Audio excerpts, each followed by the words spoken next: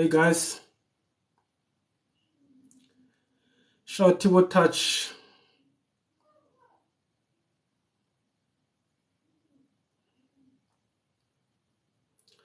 Good evening, everybody. Hey Tadas Buddha. Hey Tebaleng, I hope it's not gonna sabotage you today. Sure, Aaron. Yes, Miss Molecule. How are you? Sure, J Maifala. Hi, Piejin. Hi, Elena. Hello, Mpo. Evening, Zingani. Ndemadekwana Abude. Hello, Mama Beer. Sure, Zolistos. Good, Miss Molecule. Yes, Makaning, we will proceed just now. We just want more people to join. We had over 300 people that registered for this live. So, yeah, so we've just went over 200. I think we can start talking because we do form a quorum to officially open our meeting. So, guys, let me start with the usual house rules.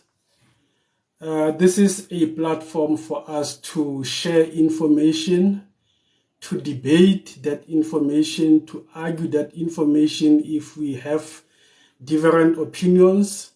And the rule, the golden rule is that we should be able to do that with respect, without undermining each other, no vulgar language, no swear language. Let's try to avoid that in our disagreements, in our debates. That is the golden rule. Please avoid using crying emojis, no matter how sad the comments or the submissions are, because crying emojis somehow affects the life. I don't know why, but it does. So TikTok doesn't like those things. Once I accept you to speak on air, please immediately mute your microphone because it affects, hi Michelle, it affects other people when 2 or 3 microphones are on at the same time. So as soon as I accept you, you mute your microphone. If you don't, I'm going to remove you, assuming you can hear us or you requested by mistake, then you can request again. That's very important. If you choose to switch on your video, please do not smoke or drink while your video is on. Yes, Tibotage, the live will be blocked if we use crying emojis. So if you use those, we're going to warn you. If you proceed doing that, we're either going to block you or mute you, just so that our discussion is not interfered with. And like I usually say, this live takes place in a public platform. People are able to record it with screen grabs. TikTok also records this live. The recording is available to me after the live, and I reserve the right to repost it anywhere. Fortunately, the recorded version doesn't show people's comments, it doesn't show people's faces, only my face, and I think my moderator's face is shown. And like I usually say, this is not a grow party, but because we've got the numbers, we may very well use those numbers to support each other, grow each other's accounts. So when you see anybody double tapping on a screen, please send those likes, guys. Follow that person. If you see anybody sharing the live, follow that person. Anybody sending us the gifts, follow that person. Those are the people who are going to support you when you go live as well. So gifts are welcome. Please continue double tapping on the screen as we are talking, and please continue to share the live. The purpose of that is for the life to be exposed to as many people as we can get, and that allow us to have more diverse views. Thank you, Gibi. So the more the merrier. So please keep on double tapping on the screen and share the live. Remember, guys, we are going to differ at some stage, debate or argue. Let us do that with respect. If you begin to use swear language or vulgar language, we may have to mute you or block you depending on the severity. Having said that, I think we can start with our discussion. Today I went through two videos, at least by a guy called Ayanda Msweni. He came all the way from KwaZulu-Natal. He seems to have some experience in road transportation. So Mr. Msweni did his own investigation. So there's this Danny Kale. He's asking what the fuck. Actually, I shouldn't even be saying this. So let's do this.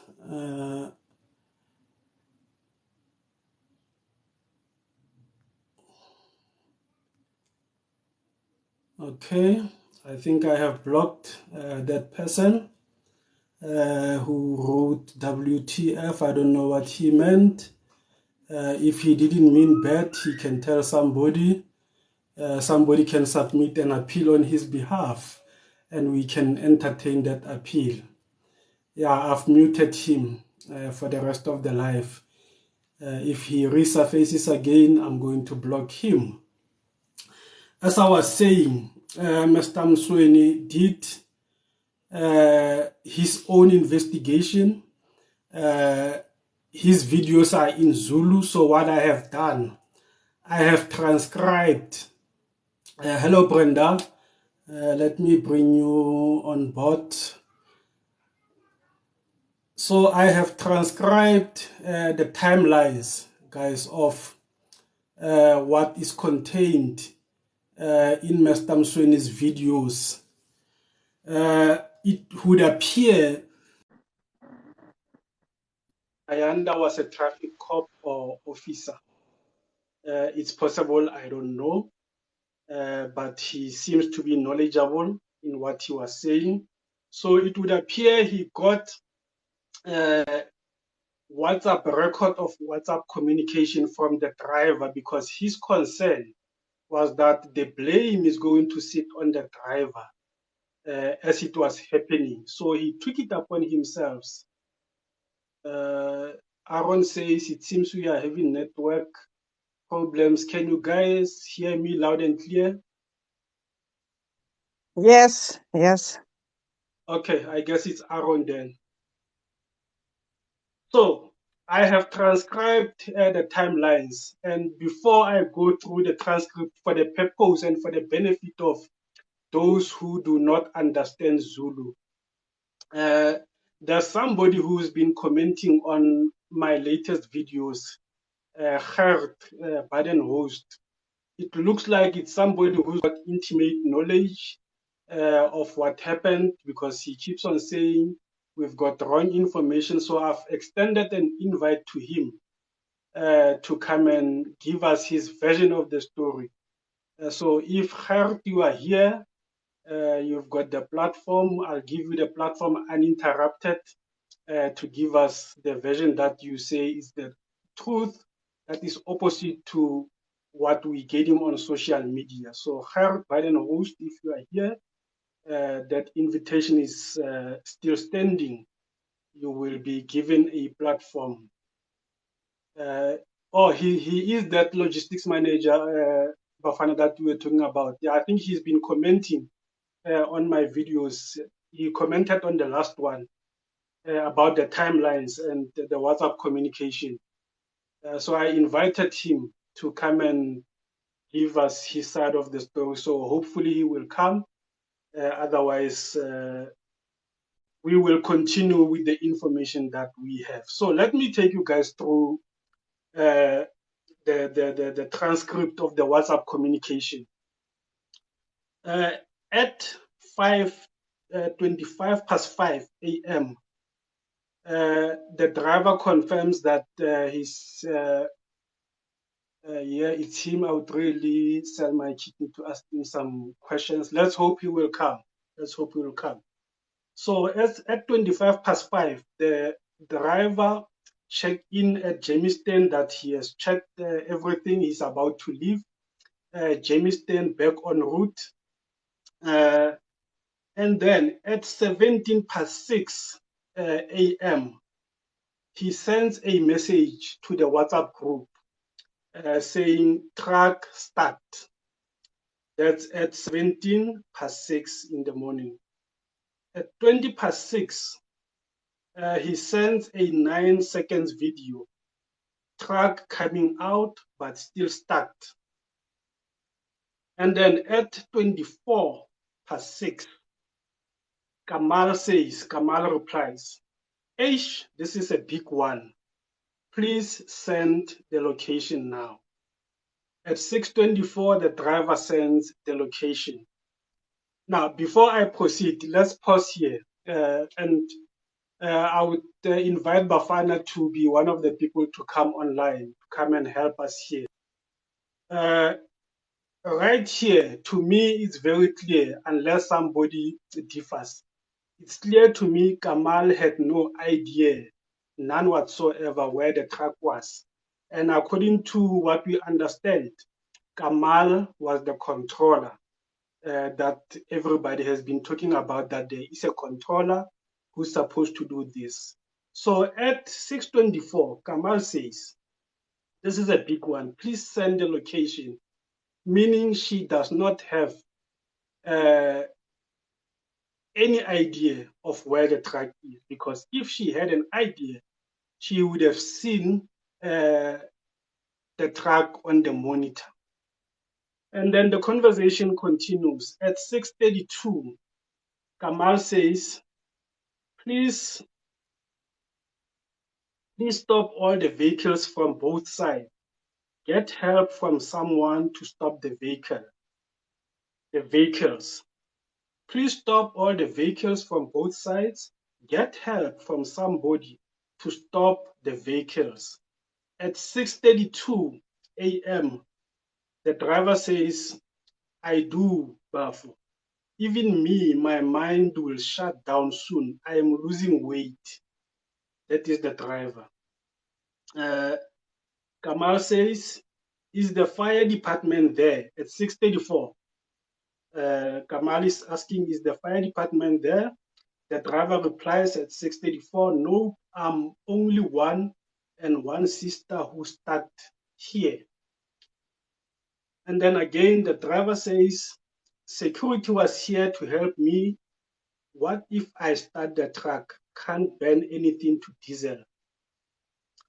And then Kamal says, no, don't start the truck. Switch off the isolator if it's safe to do so. At 6:48, driver sends a 10 seconds video. The truck is burning. And this is where now it gets interesting. At 6:48, remember this guy got stuck at 6:17. Write down those times. And at 6:48, he sends a 10 seconds video saying the truck is burning. At 6:50, Kamal replies, oh God, please move away. It will explode. That's the key for me. And then again at 6:50, Karanda comes in. We've been talking about Kamal. Now there's Karanda who's coming in. Evacuate all people. That thing is going to explode. Now, right here, guys, and this is where the conversation paused. It continues again at 9:45 after all the explosions have happened. Now, what is key for me is that at 6:50, hardly, I think, 20 minutes plus after the truck had started, these guys knew that the truck was going to explode.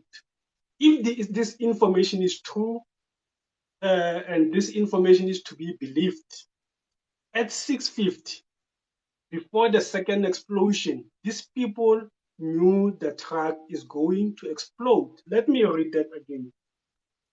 At 6:50, Kamal says, "Oh God, please move away, it will explode." Then Karanda comes in to reinforce. "Evacuate all people, that thing is going to explode."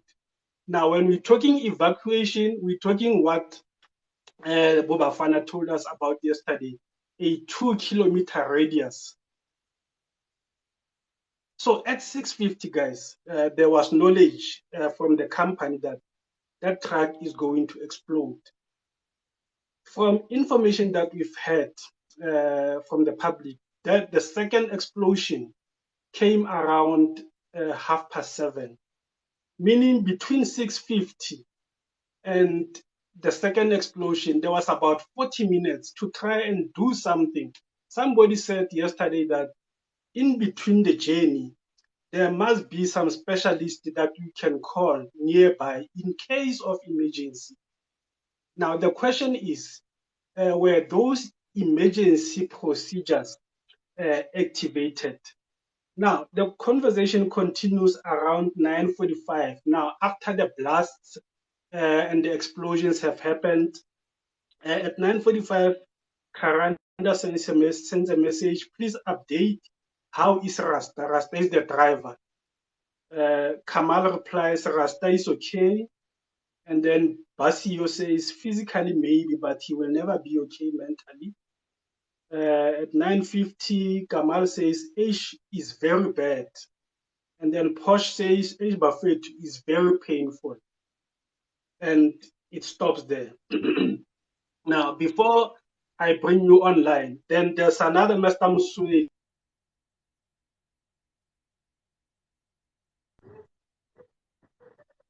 takes us through another conversation that happened a day before I left Richards Bay. And that's what Brenda, you spoke about at yesterday, the issue of locations. Before the driver left, there was Nancy who said to him, "Reminder to collect our permit en route to offloading." And the driver says, "Kempton Park, ne?" And then Nancy replies, "Sure. If not sure, speak to Elias or one of the guys to direct you, please. But be sure so we don't lose time as customer is running low." Now, again, this is what Brenda indicated yesterday, that there are documents that must be part of the file before the truck leaves. Now we know, if this information is to be believed, that one of the key documents was not there, and one of that document led the driver to go off route to go to Kempton Park and collect that document. And on his way there, he got lost and ended up in Boksburg, in a residential place next to a hospital. And that's where the tragedy happened, guys. Now, I must emphasize this. This is information that we are getting from public sources, and the source in this case is Mr. Ayanda Msweli. I have no reason to doubt the authenticity of this information, unless somebody from Infinity comes and give us an alternative information. But thus far, I personally have no reason to doubt that this information is authentic. Mr. Msweli realized that everybody was blaming the driver. He came all the way from KwaZulu-Natal, probably met with the driver, went to Jamestown to go and verify that indeed the driver slept there, and he left what time in the morning and where did he go. He took the route, almost the same route that the driver took. So on that note, guys, Brenda, you can come in. I'm gonna get Bafana first after you, and then we can talk. Hey, Braden. Evening, everyone. Braden, you know what? Like you said on the first I think when you talk about it's Kalim, or who is that person you spoke about first who was notified? The controller, I think it's the controller, ne? Kamal, it's Kamal. Kamal. Um, Yes. it's very clear, like you said, Kamal was not even aware where the truck was. And again, Kamal, his question to the driver when he said, uh, he said something, you said something like, is there emergency there? So there's Yes. no indications that he has done his job of calling the emergency services. He was expecting the driver to do everything. And a person in that state of panic doesn't know what to do at that stage, at that point. And for him not even to remember, I don't even think that they even had on board for the driver the protective clothing so that he doesn't inhale the gas. I don't even think that was the case. He had those things. And again, it seems like this really, they are running this company like a tech shop. Why do I say that? I've indicated yesterday that as inspectors, when you load, you cannot load any truck without any permit.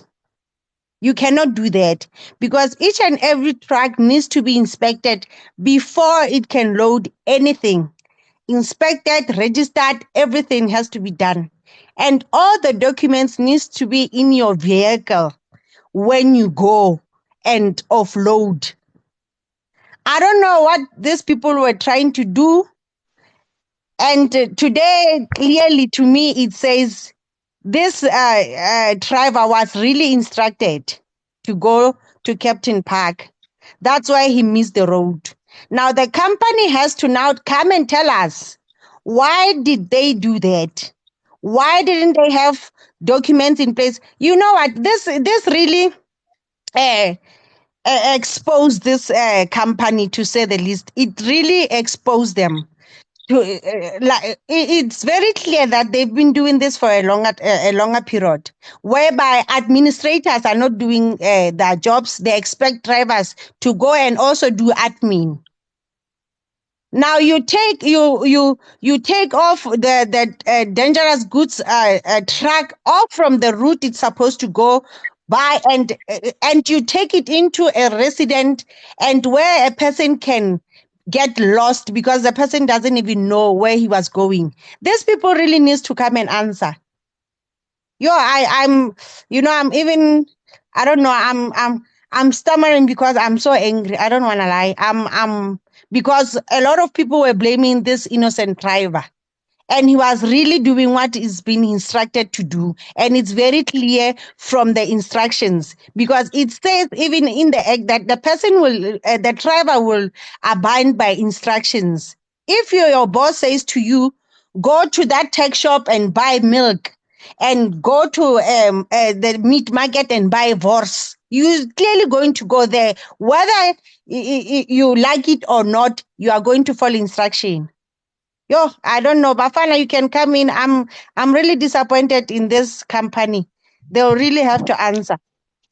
And this controller must also answer. They are full of, let me just end it there. Thank you, Brenda. Mr. Twan. Hi, everybody. Hi, Bafana. Can oh, all right, okay. I can hear Brenda is flabbergasted. She's really Too much. pushed today, by the information. I don't know if you guys remember yesterday where I said I can tell you for a fact, one, route management was not done. Two, whoever signed on the route has lied. Yeah. I think it is for the same reason that Gerhard, what his name, Harold or Gerhard, whatever his name is, came to your thingy, your videos, and said you do not have the correct information because he's in the corner. He know he messed up. I could tell you from the beginning. But here's the interesting things. I'm going to mention a couple of things that are going to be interesting. It is up to you guys to make your own conclusions, right? This was just a quick study for me. I just took 30 minutes to look at the information about this company today. This guy, Henny Kronje, the 49% shareholder of this company. I can tell you for a fact, or let me not say for a fact, let me say allegedly, because I'm still looking through the documentation, the registration of the company, Infinity Group, and how the 51% was got by the Ngwenyas. I will tell you at the end why this is relevant. Henny started a business in 1974, transporting milk with tankers in the Free State. And he went on, the company developed and all that. Somewhere between 2000 and 2005, he started Infinity Group up after leaving the family business, Cron Transport, right? He starts Infinity Group, registers Infinity Group. The company grows. It's so big. It's got branches even outside the country. One of their first branches was in Zambia. In 2017, something very interesting happens, right? The Ngwenyas decided, or Henny and the Ngwenyas get into a partnership. The Ngwenyas buy a 51% stake into Infinity Group, right? I can tell you for a fact. Tell me if this makes sense to you. A successful company as big as Infinite, and they do state as well. He does say in one of the reasons why he's selling the 50%, the 51%, that he wants to fulfill his BEE responsibility. Remember that he has huge contracts, huge contracts with Sasol. And the requirement at Sasol was that you have to have a BEE status and at a certain level. So he allows the Ngwenyas to buy a 51% stake in the company, right? He didn't need the Ngwenyas. And I can tell you that this is done by most companies because they try to shortchange the regulations. The Ngwenyas are fronters. They are fronting. From the information that I have at the top of what I'm looking at right now, this is fronting. Because I don't think they have ordinary shares. They have what we call preference shares. Preference shares basically say that you get the dividends, but you do not have voting power, which basically means that you do not have power to input into the company in terms of important decisions, which now tells you of the culture of the company. That means that cutting corners is part of their culture. All right. Let's move away from the company registration. I'm still going to go through the documents. I'll find those documents. In any case, the registrations, the BE, the sale, how the sale was motivated, the changing of shareholders, and the reasons that were put forth in those documents and those official CIPC documents, right? Okay.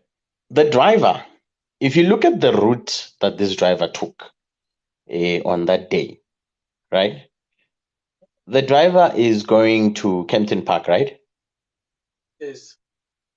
Yes. The driver could have used another route from Germiston, right? There was no need for the driver because I can tell you, if the driver was traveling on Railway Street, there was no need for that driver to go through to Hospital Road, right?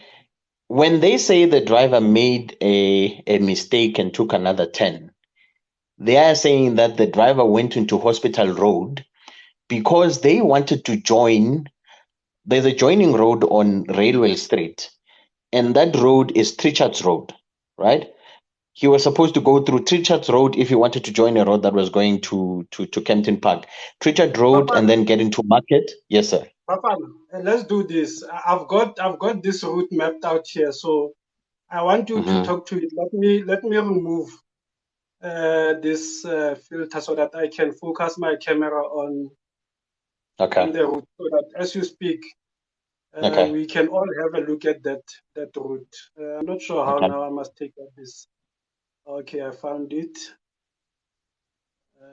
Effects. Frame. Mm-hmm. I'm trying to. Okay, got it. Let Uh, me take out this thing here and switch over my camera. Excuse me, guys. I want us to look at this route, all of us together. Okay, I'm not sure if I should okay. put the screen like this. Is it clear like this? I'm going to zoom in Uh, out. This. okay. All right. Now that'll be okay if you. But okay, yeah, that is okay. Please do not put Yeah, it in portrait mode. That is okay. Yeah, this is yeah, okay. You can just keep yeah. zooming in Let and me zoom out. it out. Let me zoom Please it go to the. out so that I can show people the points. This Yeah. is Wadeville. Uh, Here, where I pointed SA bulk, this is where the driver slept. Yeah? If you Where Yeah. are can you see my pointing? cursor. And that's where the accident happened. There's a yellow pin. I'm not sure if you guys can see that yellow pin. Let's see.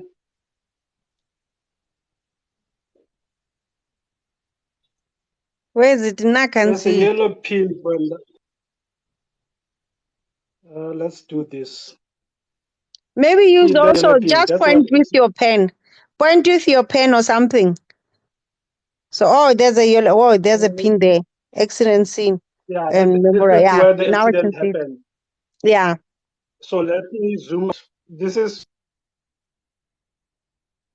where I want you to go. I want you to you go to the intersection on the far right to the top. There's an intersection of Railway Street and Trichard Road.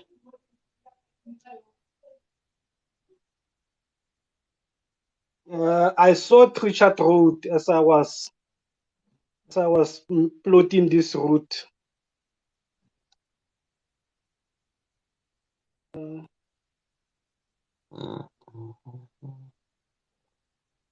I can't see it. I can't see it. But those are the two. Let me change the color of this.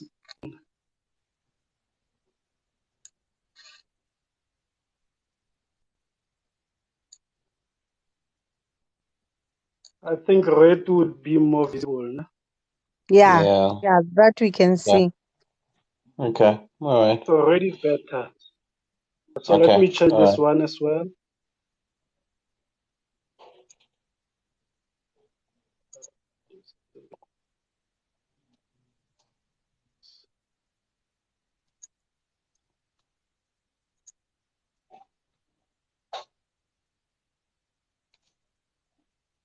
Okay, I think red is better. So let me go and change that circle, which is this is Kempton Park where this guy was going. Let me change this.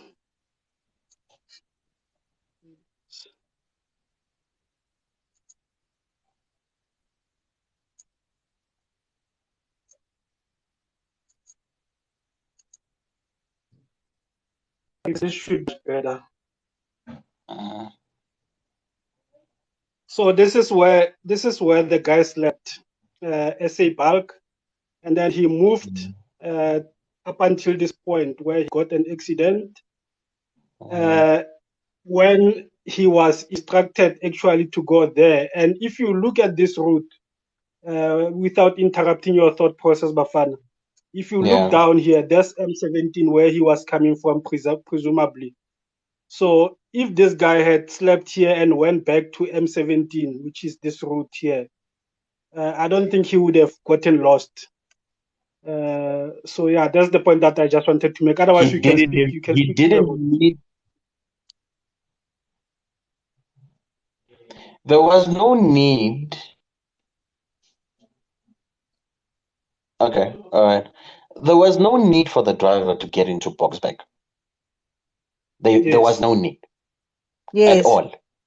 Because Yes. he could have 100%. either used the M17 and joined into the M20 on the R21 and gone straight to Kempton Park. And my feeling is that when he was going to Kempton Park, he was probably going to be collecting these fraudulent papers that they were doing in Pomona. And Fana, there was no Right? need also. There was no need for a driver to even go there. The admin could have done that. That's not Then a driver's job to go there and pick up a permit.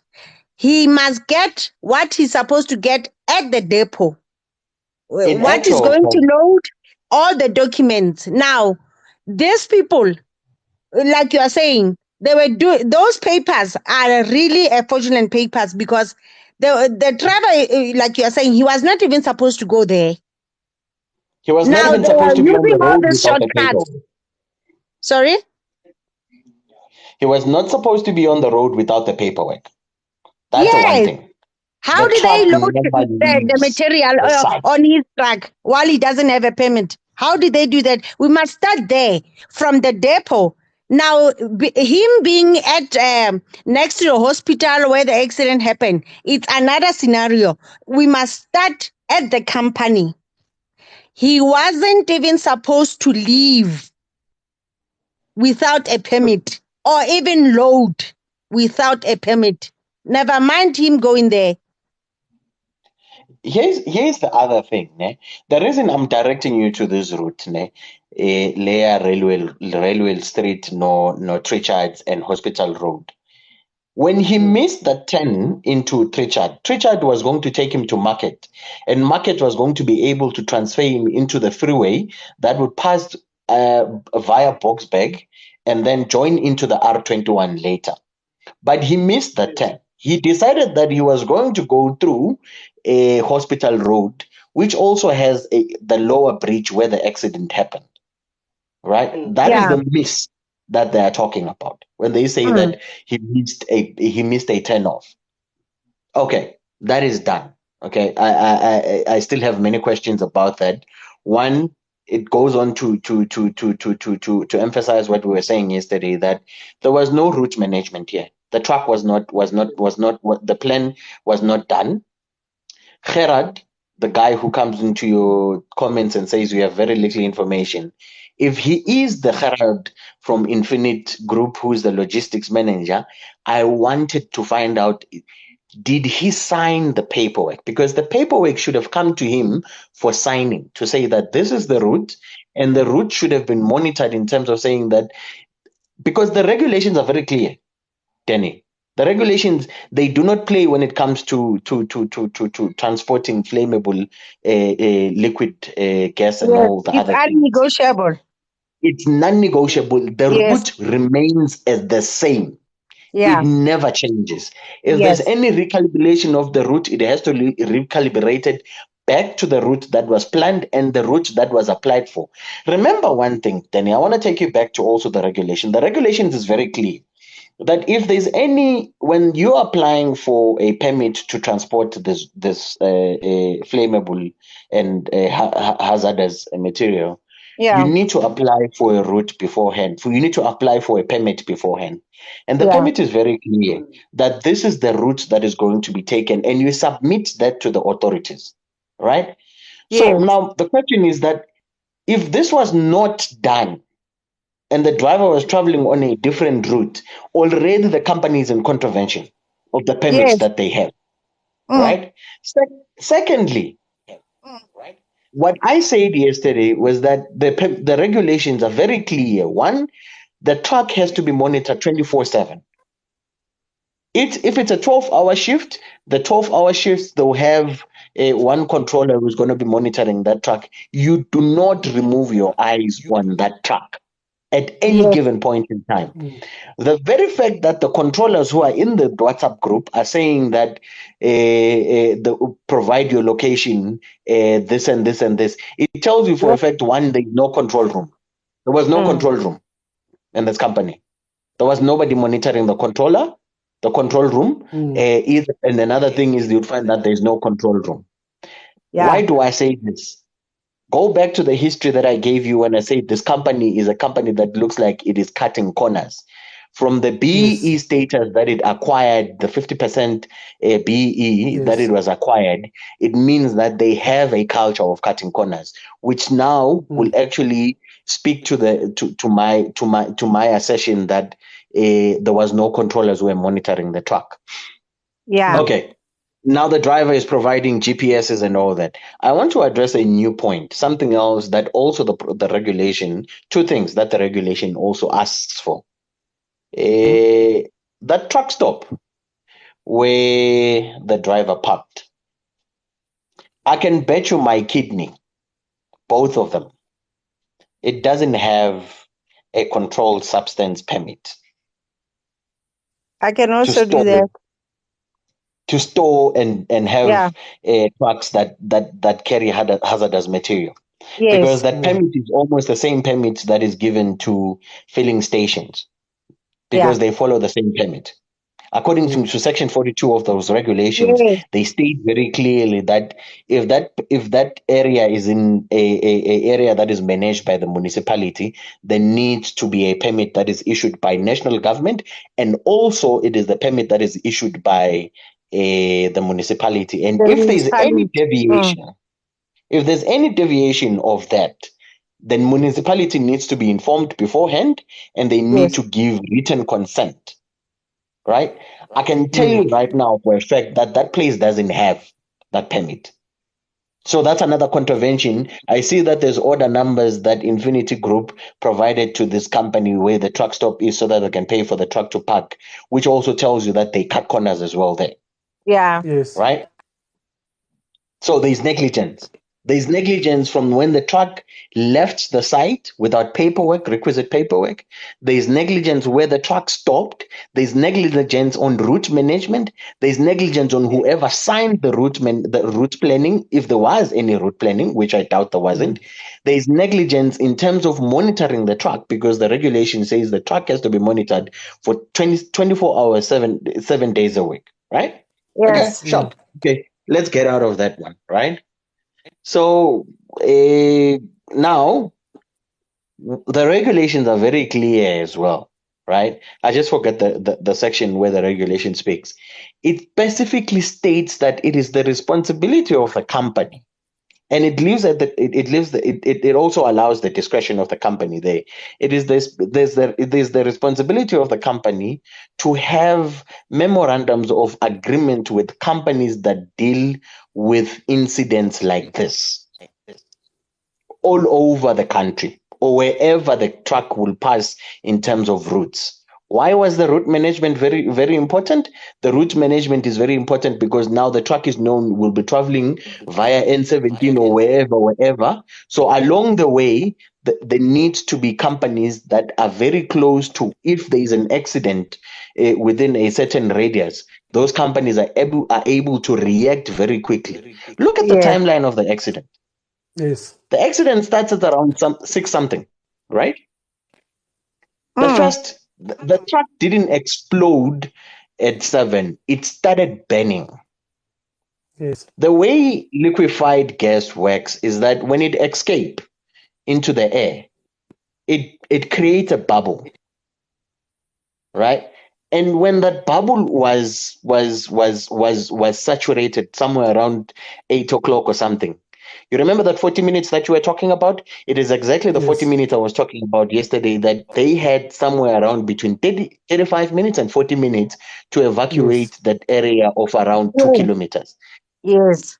Within that 40 minutes, that company that was supposed to manage this accident, if it was on the papers of this company and they had a working contract with this company to attend accidents like this could have been prevented, because professionals would have responded. The fire and emergency are trained for this kind of accidents, but they will not always be available readily because they have a bigger area and a bigger responsibility to attend. But if you have a specific company that deals with this kind of issues, it could have been prevented because they would have responded on scene and prevented this accident from happening and trapping the gas and making sure that there is no sparks, there is nothing. Yes. But no, Correct. there's controllers and whoever is on that WhatsApp group is telling the driver who has been involved in this accident, who doesn't have the expertise, who's not been trained to preventing this kind of accident, they're telling him what to do. Even them, the controllers themselves, they do not have the expertise to stop this kind of accidents and preventing further damage, right? So there is negligence from the company, from the site, from the planning, from control, to the manager, to everyone that was involved Everyone. in Yeah. managing this thing from the start to the end. There is also a possibility that the papers that they were picking up in Kempton Park are fraudulent papers. I can tell you Yes. for a fact that all of them need to go and all of them need to be arrested and shut that company down forever. Forever. You know what? I was telling Brother Denny that, you know what? I really wished I was that side, because I'm also an investigator in such matters. I would make sure, because this, you know what? They are going to even, if they had a chance, I think they could have blamed this poor driver, and everyone could have believed it, because no one knows what should happen. No one knows about this kind of laws. That's why, Bafana, I said to you that these people are running this company like a tech shop, from the CEO or whoever he is, up until the bottom. I'm telling you, the investigators, like people were saying yesterday, that there should be investigations and whatsoever. Why should there be investigations in cases like this? These are the things that needs to be investigated, so that that company can be shut down. If this company cannot made an example, then I'm telling you, everyone will do as they please. A lot of companies are doing this. They are cutting corners, and people don't know about them, and it turns into this disaster. Now we must pin this thing down. Otherwise, now will never be called an inspector of nonsense, because now we are brought into these institutions to come and enforce the law, and then tomorrow we become bad people, because we cannot do our jobs the way we're supposed to do it. We are supposed to do what is right for the people. Even if we can stand alone, Abuti Deni, alone, the three of us staying alone and saying this is wrong, let it be that this is wrong, and put our heads on the block. This is wrong. This company must be shut down. You know what, Brenda? Sorry, Buteni, just 1 second. I can see there's a lady called Tracy Naidu, and she says that the permits are legal and the permits are printed and they're dropped off at a Shell garage for the guys to pick up. At what? At the what? Come again, Bafana.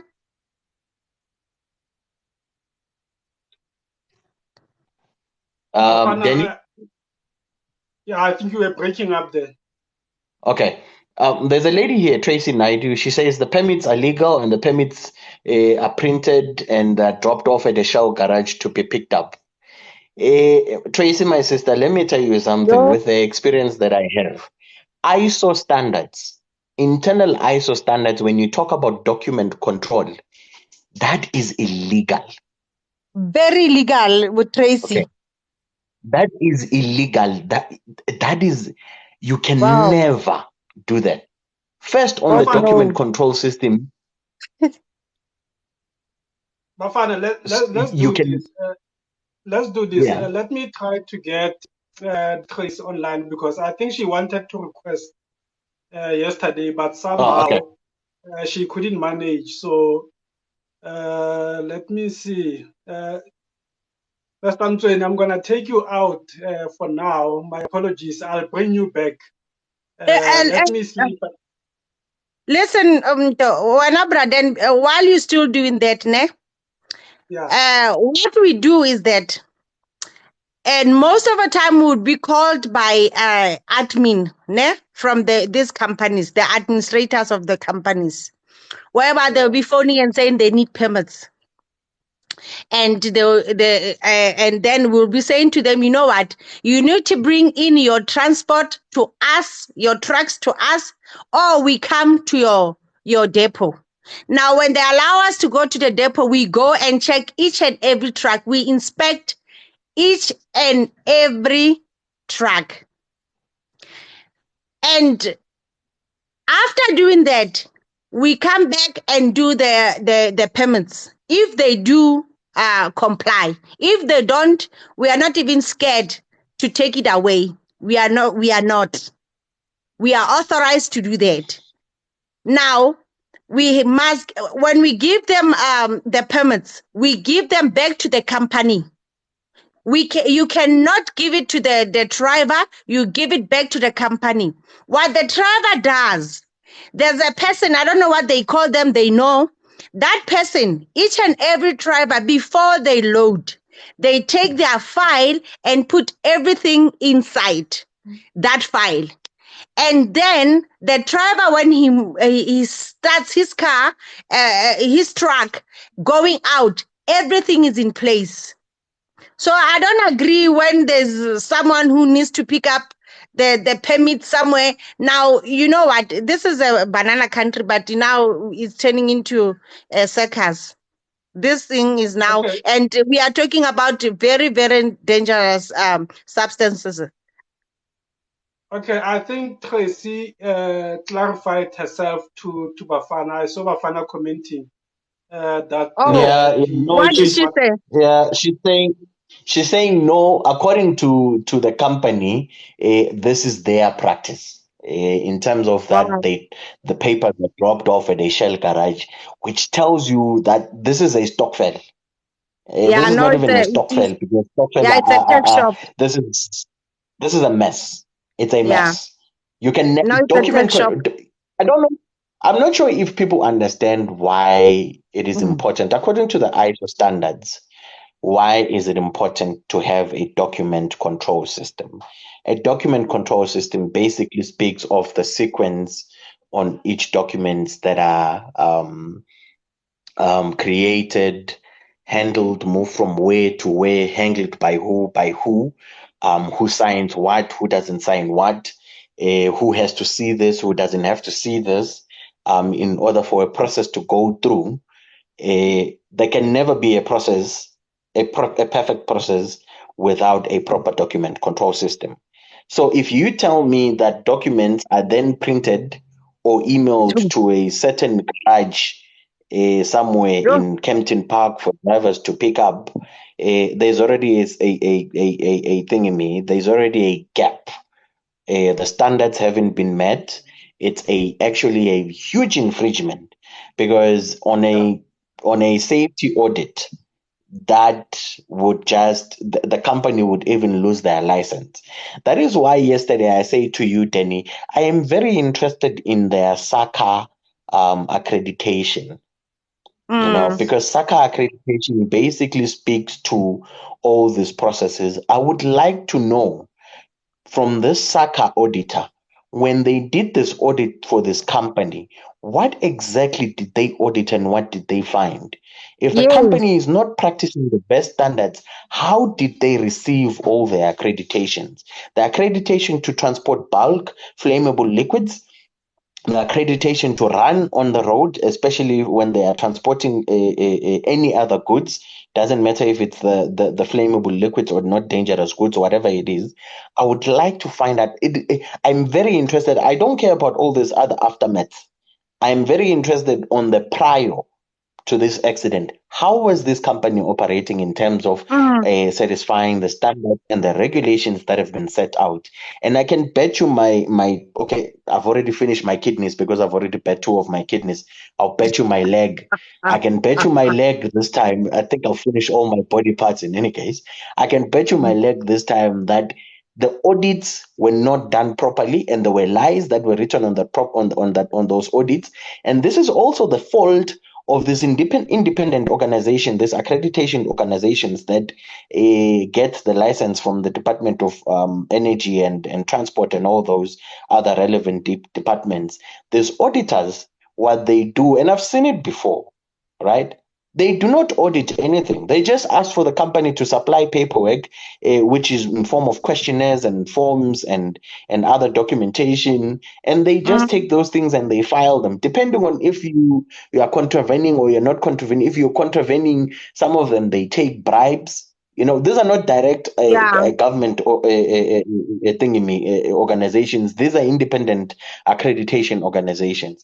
They take bribes. They don't do the job properly. So I'm very interested on the audits before, on how these things were done. Driver trainings, accident trainings, crisis control, in terms of route management, the logistics manager. I'm very interested in the logistics manager because that's where the biggest problem begins. The logistics manager. If you have an incompetent logistics manager, you are going to have issues that we have like this today. Oh God. Mm. I'm going to Please mute say my on mic, the Brother comment Danny, and section allow for other me. people to say something.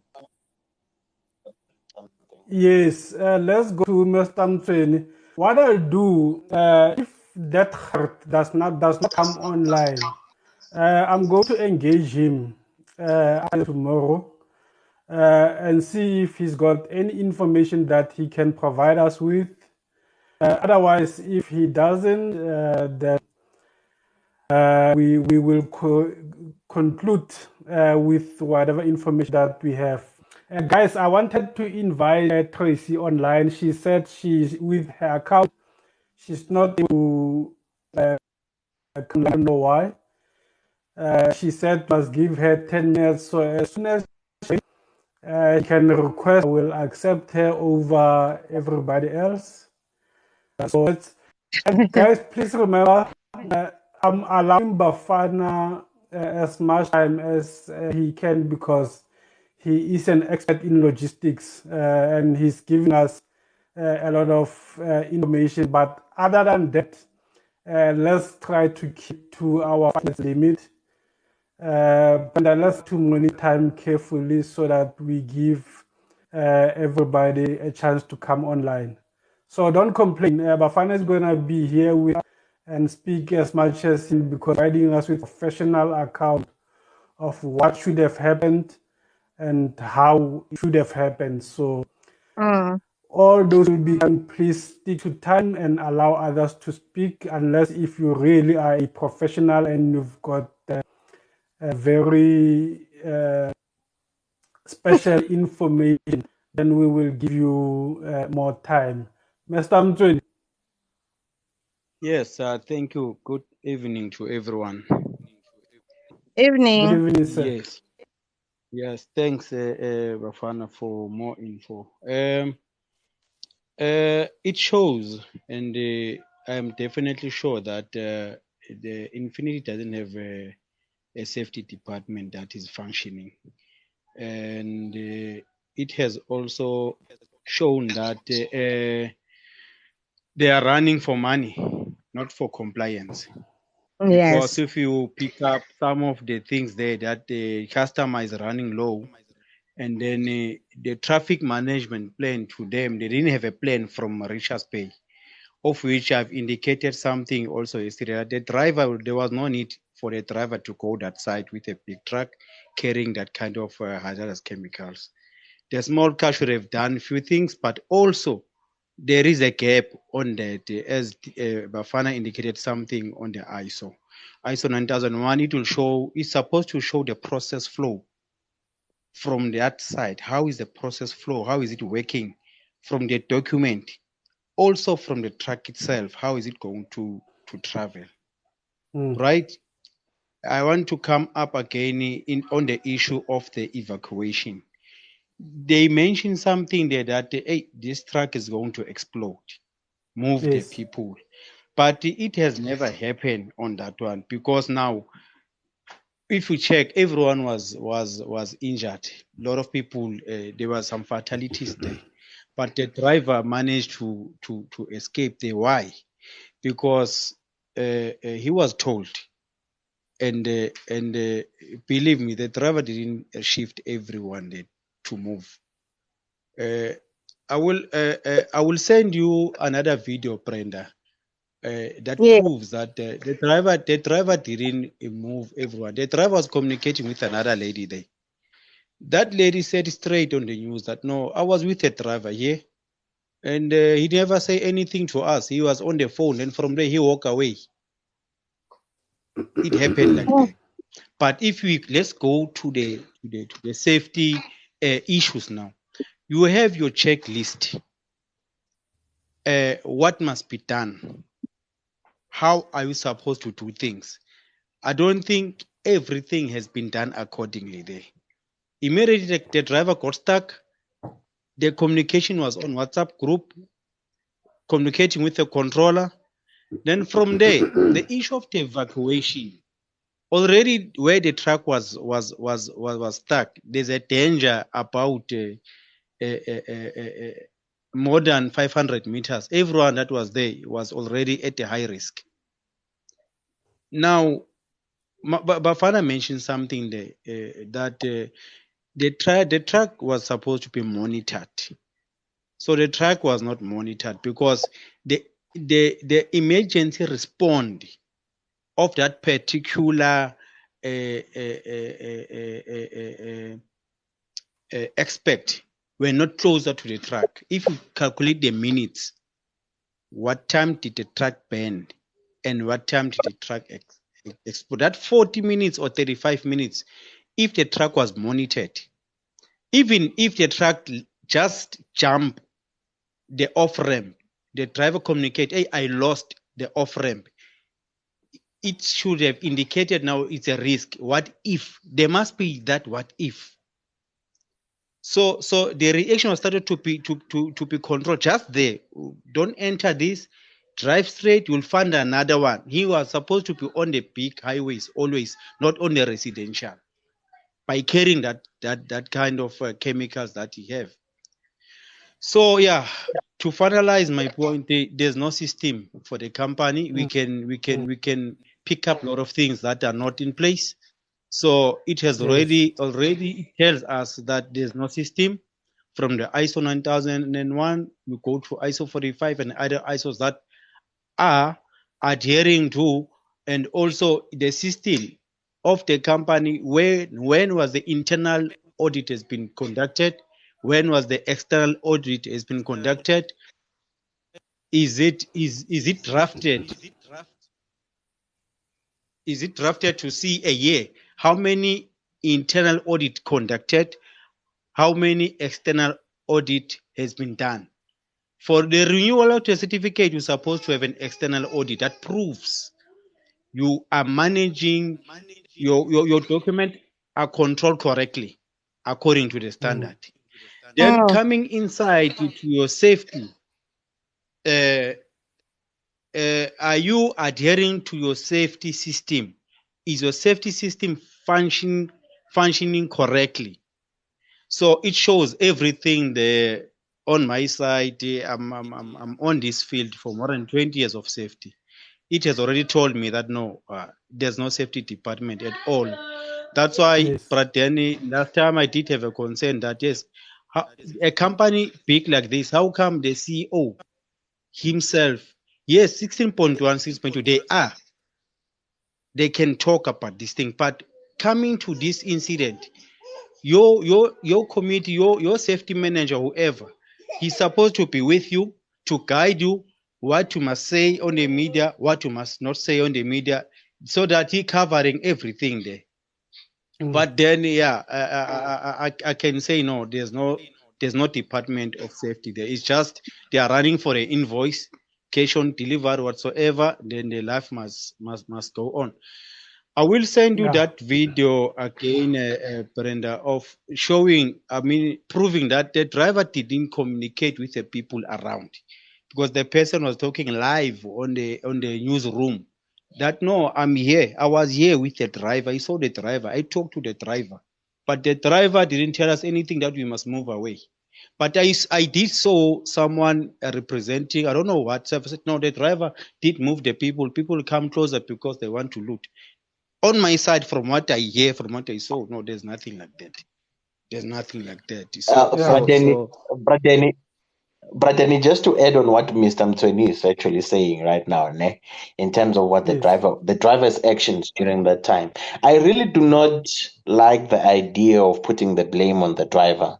The man was just in an accident, he was panicking and all that. Yes. In as much as, yes, we cannot run away from the fact that the law says he will be charged for culpable homicide for all those deaths. Culpable homicide is different from murder. It basically speaks that it was an accident, those kind of things. And then they just Yes. look at the veracity of that. The lady that they are talking about there, whose car was also bent, is an Uber driver, Mm-hmm. right? Wasefos Loras, usis. I will not be mentioning names. Is an Uber Yes. driver. She was stuck there. I think there was an engine problem or something. And she called another Uber driver to come and help her there. Mm-hmm. And that very same Uber driver who came to help the lady there, his car also got stuck, right? And Mm-hmm. then both cars also got damaged in the explosion. And one of the two things that these people are saying is that there was no effort to warn people or to evacuate people. I don't know what that means. But I can, and that guy that appeared on the TV that says that the driver tried to warn people to move back and all that. The guy is going to have the prejudice because he is the guy that owns the labor Labor broker broker. that supplied Yes. the truck driver to Infinity Group. And remember Yes. that Infinity Group does not employ the driver on a permanent basis and directly. They are Yes. employed by the agency, and the Yes. agencies, 100%, Danny, that the agencies do not provide efficient ways to operate. They're always looking for money and they're always trying to save Yes. money. So there as well, there's many problems, but let's not go into it. Let other people to speak. Yeah. Sanibona, Just to add that. sanibona. Hello. Yes, Magebula.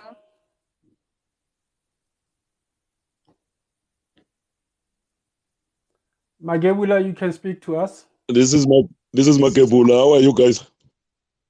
We're good. And how are you? Guys, I don't want to disagree with anybody else. Hello? Yes, Yeah, we you can can hear speak. you.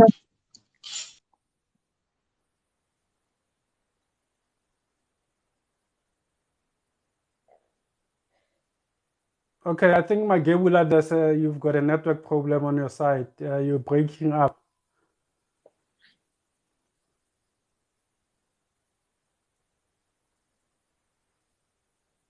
Magebula, are you still there? All right, I'm gonna temporarily remove you. You can request again. Success. Good evening. Good evening. How are you? Okay. Brother, thank you for this opportunity. And I'd like to thank Bafana and Brenda as well for the information they just shared with us. Yeah, mine is just a little which I want to share about the whole thing when I analyzed it from day one, and I was also trying to follow it. Because according to my knowledge, I will just add up on what Brenda and Bafana have Success. Just hang on a second. Just hang on a second for me. Pierre, please your microphone. Hi, Pierre, please mute your microphone after Success. Thank you. Success, you can proceed. Yes. Okay. I was saying, according to what I know, when you operating or dealing with the hazardous chemicals, first you have to get training, and then you must be certified, and you get a certificate of which I think it's renewal every 12 months because the law changes every almost 12 months. Yeah, because it was 24 months and then it was amended to 12 months. So I think if the driver was experienced or have gone through the training from like HESCAM trainings, he could have avoided many things. And then even the company itself, because of when you leave the yard or the premises, there's a checklist. On the checklist, everything must be there on the checklist. Everything must be there. To start with the file that the driver has to have on the truck. It always has to be in the truck before they can leave the premises. That file must be there as well. So yes, I'm thinking that the driver was not trained, and then there's a video of which the ex-employee of Infinity was said that they were retrenched in September, and then this driver was hired in September. So I don't think that the driver has experience of delivering these hazardous chemicals because of you can't do it in 2 months or whatever. So, and then even that route that he took, even the bridge, the height itself, as an experienced driver, you know the height of your truck. And then you know that my vehicle won't fit there. And then even the time, that when we calculate all the time as well, everything, it just tells you that nothing was compliant there. That's all I wanted to say. Thank you. Thanks a lot, Success. Thank You you know, very much. Success. Now I would agree with you. Why on this issue of him not being trained or properly trained? Because the on the statement where he was speaking to the controller, he said, "Master, there are two cars. I think you, Bradeni, if I remember what you said, what you read. Yes. Yeah, there are two cars. Should they start their Yes. cars?" And immediately to me it said, this person doesn't know anything about gas. Why would he say the cars, if there's a leakage, why would he say those cars should be started and moved? I mean, Yes. I didn't understand. That's why now I'm saying this guy was not properly trained. Yes, he was not. I mean, you can even from that exchange, even when he asked them if can he start the car, is it going to Yes. burn? You can tell that he did not know a lot of things, but what was that even the operator guidance, and she did not give he or she did not give any guidance. All that she was saying, oh my God, this is bad. I mean, Yeah. at that point, when you are a professional, you have to calm down. You need to have a cool head, and you need to give direction. I think the only way that controller or somebody under where they said please barricade both sides, equate people, but that was too little. I mean, there's a lot they should have done, but again, we should be fair to them. Chances are that they must have done something on their side. We don't know. If during that, what if it was were in their hands saying, "Oh my God," or where they Yeah. do something. So we would be interested really to know during that 40 minutes what were they doing, because it is that 40 minutes that would have stopped that tragedy from happening. And you know what? Even the controllers, the way they've acted, hey, something's wrong. The way they've acted in that situation, well, I don't think they panicked enough to, because they were even giving their responsibilities to the driver to say, did you get emergency services at the accident? Did you do this? What are they doing? What were they doing, Bona? Oh, Yes. but what's happening? This company, Norman.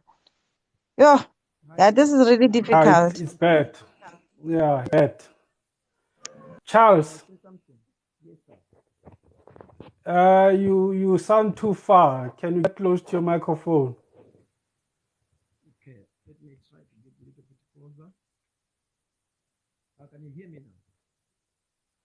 We can hear you, but I think you still low. Guys, can you hear Charles?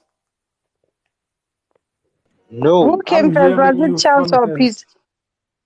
Well, I think it's Pierce that needs to come first. Yeah, Pierre came in and he dropped. Oh, okay. Sorry, Charles. Yeah. I'm here. No I'm here. problem, no problem. Can I close Can the you mic? hear me? Oh, Okay. Yeah, yes. Charles, we cannot hear you. So let's get Pierre to speak first while you're still sorting out your microphone. You can mute so long. So let Pierre continue. You'll come after him and try to sort Okay. out your microphone so long. Pierre, you can Thanks, continue. thanks, Danny. Thanks, Bafana and Brenda, for your insight and expertise. It's beautiful to hear. The other point that I want to bring, it has been touched on, is these drivers get outsourced. These companies think, it's a lot of hassle, it's a lot of money, then they get outsourced. When they get outsourced, your people that now give employment of employers, listen, this is the drivers I have. Now, that driver they claim has experience and whatever. I've got no problem that he drove trucks for very long. The problem that I have, I know that there is certain courses that you need to do when you drive these trucks, these Hazardous hazardous, materials. whatever hazardous materials. There's very specific training they must have. Training must be updated. What the what the agents does, they say, listen, I have a truck driver. This is his resume. He's been driving for 20 years. They don't say that he has not been driving hazardous stuff for 20 years. There's a massive difference.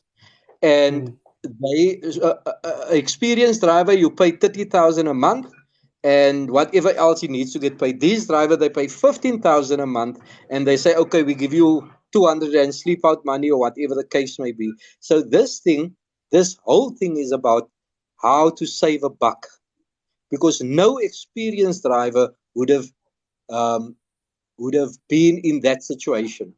That Yes. is my point. It comes down to how to save a buck. How do we make the money more for ourselves? And now we all suffer. Just my couple of cents there. Thank you, Peace. I think you're making a valid point, and it reminds me in my industry why people have to renew their certificates sometime after 6 months, in certain instances after a year. Now you get to understand the real purpose of that renewal. That's very important. Thank you for that. Yes, can you speak now? Can you try and say and we can hear you? Good evening, everyone. I just want to appreciate for having this opportunity to have a chance to discuss about this issue. I'm just 1.5 kilometers I away from. can't hear you, Charles. Charles, we can't hear you. We can't hear you. Can people hear him? I can't. Is it me? Or Can you guys hear Charles? Hear me out, guys. Okay, they can hear yeah, him. now They we can can. hear Now we him. can Yeah. hear you. Okay, Yes, I'm much better. 5 kilometers away from the incident. So my Uh-huh. main point that I want to raise much is regarding about how the incident took place. Firstly, Yes. position where the truck stuck. There is no way the driver could get the access after the bridge. There's no exit way there. On the right, it's a hospital. There's no way that you can manage to turn around to the hospital. On the dead end, it's a forest. It means you need to turn back to the left to go back to Roundabout Road, which means it was going to be difficult because it's a small space for him to turn with that truck. That's the first thing. Secondly, when the truck stuck inside there, a lot of people came there to watch. The fire started. The fire started. A lot of people came there when the first explosion took place. Everyone was there to take videos. So that's where the cause of the problem was, because nobody knew the tanker will explode again. Firstly, what I don't understand still until now, there's a lot of people who came because the driver was taken by the ambulance before the second explosion. Now, the driver was already out from the scene after the first explosion because he was unconscious. So the second explosion happened while the driver was already away with the ambulance.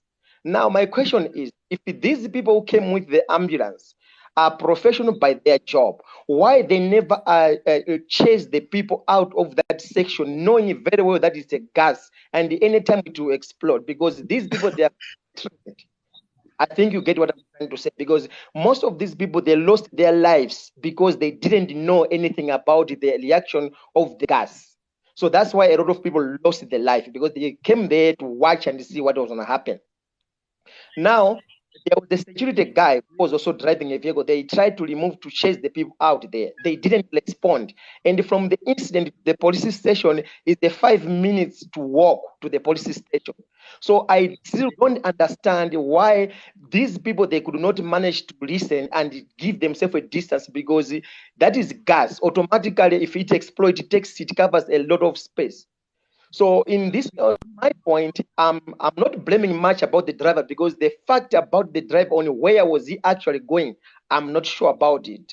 So on the driver perspective point of view, I'm not much concerned about it, because if you check that bridge, there was no any sign to give the driver the distance, so that he must be able to know if his truck was able to pass or not. That is also another thing that we need to look into. If there was a sign to give the driver the opportunity, that he must be able to know that where he is going under the bridge, the distance is this and this, because most of these truck drivers, they are trained. Okay, despite the fact that I still don't have the proof if the driver was well trained, but there was no any sign to give the driver the clue to be able to know if he can manage to pass or not.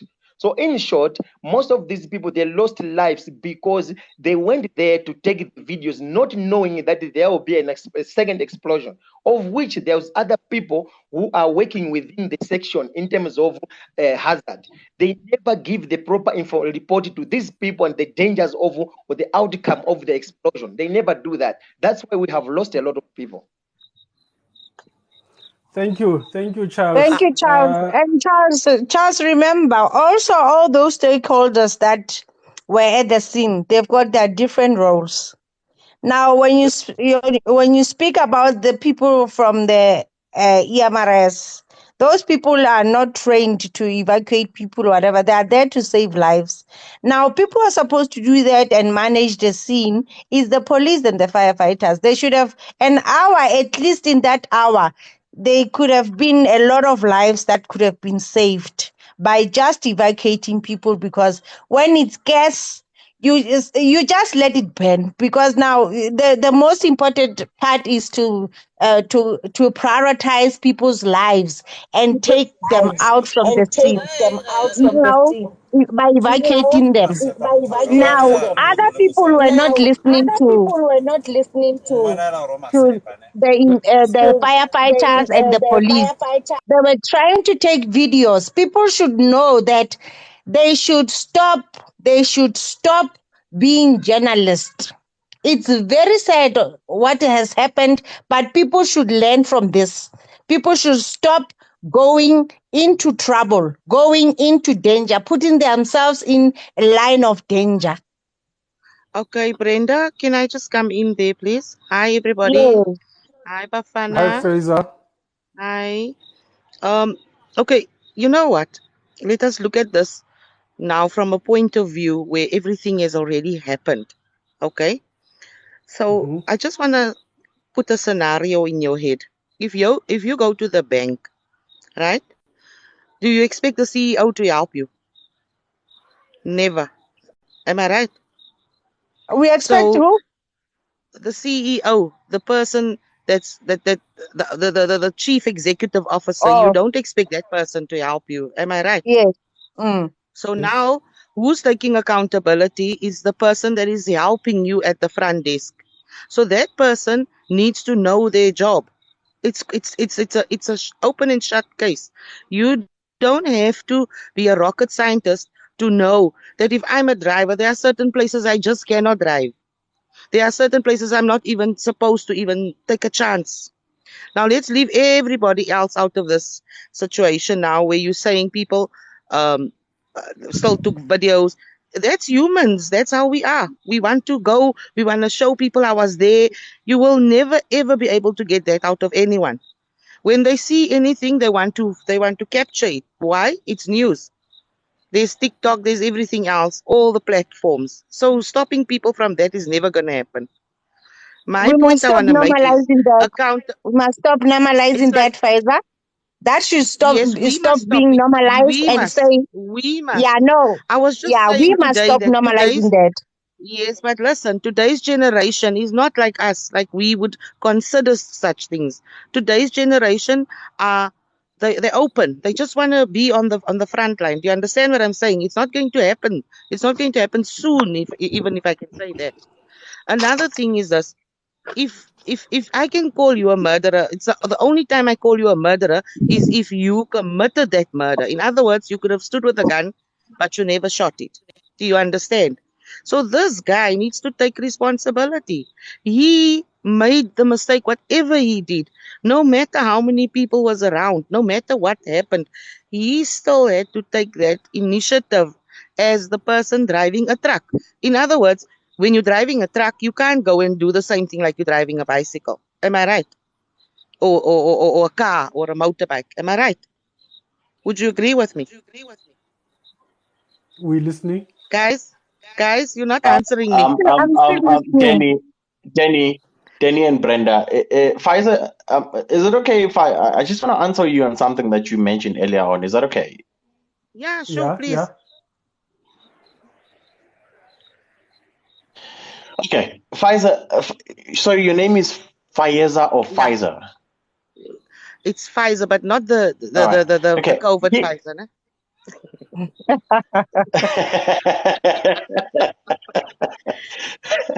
Alright. Pfizer, here's the thing. According to management principles and the responsibilities of accounting officers in an organization, they Yeah, all have different responsibilities. But in terms of exactly. accountability, the CEO is responsible for the whole the company's accounting, is the chief accounting officer. Counting No, That's but I why we officer. beg to have the differ. name CEO, I right? beg, yes, I Yeah, beg to just, just, differ. just, I just, beg. just I'll tell you Let's why go I'm on, saying Pfizer, this, right? Faisal. Pfizer. Can you allow Bafana to complete his Yes, no answer, and problem. then you can, All yeah, right. you can come on after he's Yes, done. no problem. All right. So when money is lost in a company, right? Yeah, The yeah. the owners of the company or the board of directors of the company, if me as a lowly supervisor in the company, I steal money and I've been stealing it for years, and the Mm, company didn't realize that until at a later stage, the board of Right. directors will not ask the chief financial officer what happened. They will ask the CEO, yes. why was this not picked up? Because the fiduciary responsibility and the operational responsibilities lie with the CEO. The CEO encompasses all the accounting officers within the organization. Why do I? Yes. That's Okay, money when wise. I say that, not just money wise, we are talking all the responsibilities. The The CEO is the chief responsibilities officer. accounting officer, both operational and fiduciary responsibility. When we talk about fiduciary responsibility, we're talking about financial responsibility. And then when you're talking about operational responsibility, we are talking about operational accountability. So anything that happens within that organization that speaks to accountability of the organization, dealing with external forces or external organization, the CEO is the chief accounting officer. So in this case, the driver will be held responsible for the deaths in form of a culpable homicide cases. That one is going Correct. to happen. We cannot run away from that one. But when it comes to the company's failure to make sure to prevent this accident in terms of observing the standards that have been set by the government, observing the regulations that have been set by the national government and the licenses that they hold, the CEO, the owners of the company, will have to be held responsible. That is why we are saying that everyone from the CEO down to the officers, to the controllers, to the Driver. supervisors, they all have a responsibility for these actions, for all this, because they were shoddy safety measures that were not that were applied here, or non-safety measures that were applied. I'm going to make an example for one thing, Pfizer. Yes. The permit for carrying the permit that the driver is going to be picking up in Kempton Park. The question Yeah. is, if the truck left Richards Bay without the permit, what exactly was written in that permit that No, was but being we will picked up never know that. in Kempton Park? We will never know that. No. I'm telling you because I understand how the permit. I'm telling you how the permit Oh, works. The permit should okay. have all the information that was supposed to be done at the loading At dock the depot. before Yes. loading. Yeah. The Yes. permit was supposed to be ready before.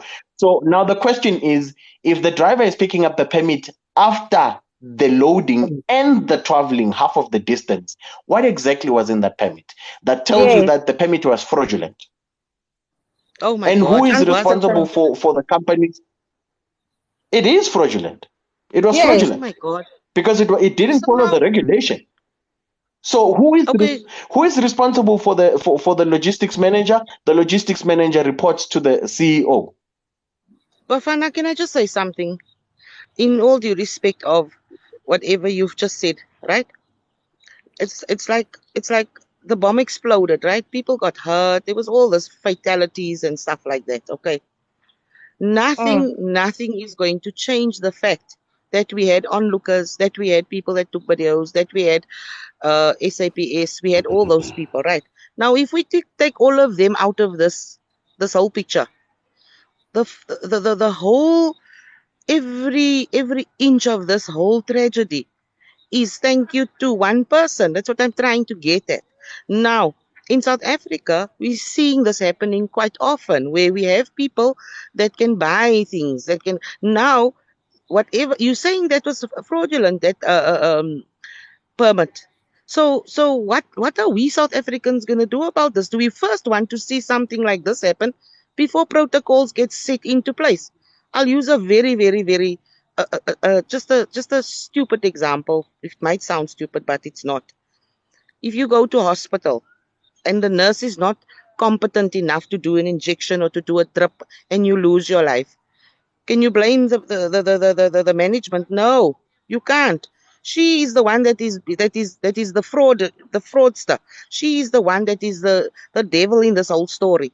The same thing with this driver. The same thing. All I'm saying is, if you had a gun in your hand and you shot, I can't blame the other guy for that. I can't. Does it make sense? Pfizer, You can't. no, it No. doesn't. Let me give you It doesn't the legal answer. Just hang on. Let me give you the legal answer, Pfizer. Just hold on. I'm going Okay. to read to you what the Occupational Health and Safety Act says. This is section 16.1. Ne? Right. It says, every chief executive officer shall, as far as it is reasonably practicable, ensure that the duties of his employer as contemplated in this act are properly discharged. So this section, subsection 1, places Yes. the safety responsibility right on the head of the CEO. Now let's go to subsection 2, which we call 16.2 in safety language.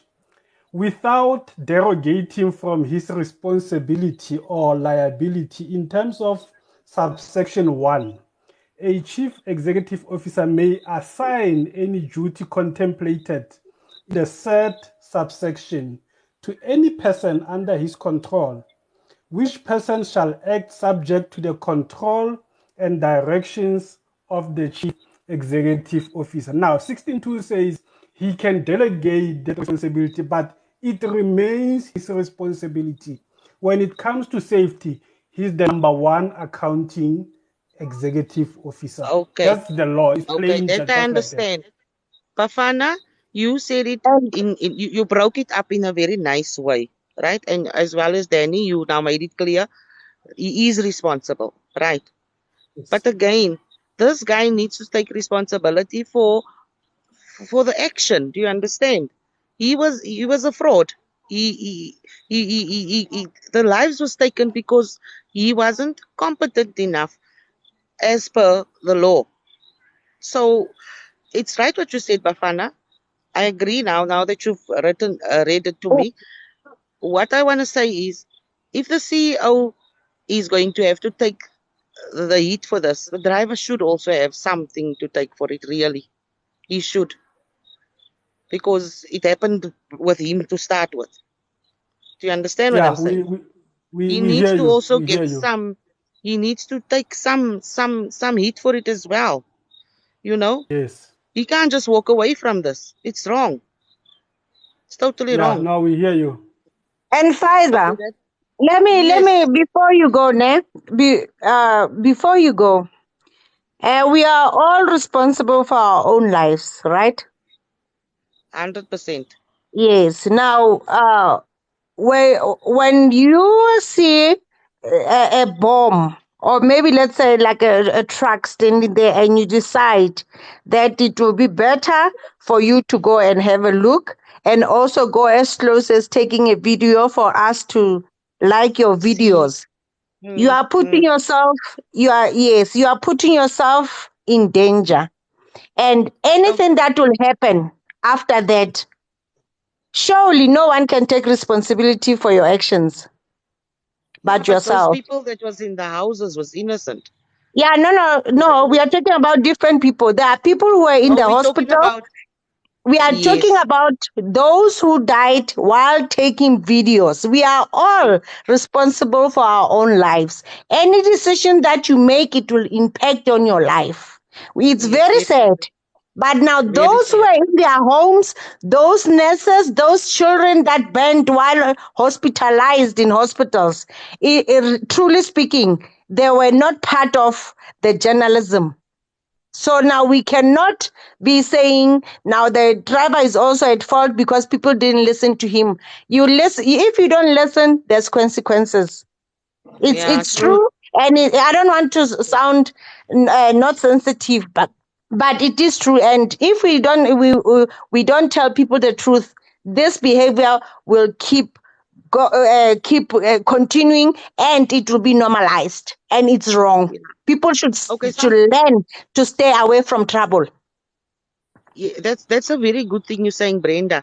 But again, I'm gonna say to you this: in all other situations, today's generation just is not capable of that. They just thrive on having media shown and all of this. So yes, they need to also understand that they did the wrong thing at the wrong time at the wrong place. 100% correct. Yeah. But now the driver needs to also, like I'm saying, he should take a part of responsibility. He should definitely. Okay, guys, I see there's a lot of people that don't agree with me, but that's my opinion, and I thank you all. Yeah. Have a good evening. Bye. Thank you. Thank you. Bye. Thanks a lot, Bye. Panza. Magebula, let's see if we can hear you now. Good evening, guys. Good evening, my good people. Good evening, sir. Evening, Baba. I hope uNkulunkulu niphathe kahle kule maholidi ngaphandle kwalesihloko esikhuluma ngaso. Yebo. Yes, Braden and nehambeli zakho, I want to clarify something on this Yes. incident. You Yes. see, the whole of Eguruleni, okay, can I explain my job first? I'm working with abnormal loads. Okay. I'm dealing more with the height of the bridge and the heights of the cables. Mm-hmm. Yes. You see that bridge before the accident, The truck drivers, they keep on hitting it. There's a next one from in front of the hospital. When you pass the hospital, there's a one. It's called Trichat Road. Trichat and Railway Road. They keep hitting it. You see, who knows the truck that is loading the, what you call it, those scrap bin? Mm-hmm. You see those scrap bin, when you put two, only two, it's less than that tanker. It cannot pass there. Okay, let me go to the point which I want to make. The driver must take the blame. The controller must take the blame because from N17, it's a distance. I'm staying there in 4th Street in Boksburg North. Mm-hmm. That thing, it happened next to Boksburg Lake. Next to hospital. Next to, there's a pub there. I normally go there and drink there. From the robot which hit and right coming to the bridge. Mm-hmm. The N17 is close to Sunwood Park, that side. So a distance from that one, plus minus, it's 7 to 8 kilometers. Yes. Yeah. I've been staying there for almost 20-something years now, before they built even the mall that is around there. And the other thing, controllers, like the guy said, once you get off from the route, I think from Richards Bay, the route is November 2, November 17, and you join N3 towards N1. You go join N4 behind Pretoria, straight to what you call it, Kopfontein border or Skilpad Hek after Zeerast. Mm-hmm. So the issue, like a guy on the TV said, once you come out from, you don't even make a kilometer. If your controller is up to date in Ethiopia, he must phone you and call you. I'm feeling sorry for the people that they were in the parking lot in the hospital and the people that they were inside in their houses. But the onlookers, okay, I cannot comment by the onlookers. We all get tempted and go and look and take videos and photos and whatnot. But the driver and the controller, they are fully responsible. They are fully responsible for what happened. I'm very, very, very sorry. Yeah. Yeah. That bridge, can I give the size? I'm in KZN right now on holiday, but I can give you the size. If anyone who can pass with Commissioner Street from Jimiston to Boksburg, he can stop there and go and check that I'm telling lies or what. That bridge is 3.8. You see the baker that deliver the what you call it, breads in the morning. Yes. Is passing slightly there. Is passing. It's 3.8. 3.8. Yes. Yeah, 3.8. Yeah. No, we hear you, Magul. Yeah, we and our government, please, can we do this?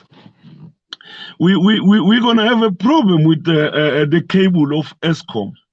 They're getting more lower and lower and lower and lower. And the construction that are building bridges, they building the bridges that are lower and lower and lower. Please, I don't know who can we speak to. I heard one guy now was speaking about the fraudulent permit and stuff like that. We do that. We do that even in abnormal loads. We do that because you can load without a permit, and the permit, the pass permit, if you're loading the same machine or the same substance, you just put it on the system. Your permit is on the system. What you do there, you change Wednesday to be Friday. You change 17 to be 27. You change January to be February.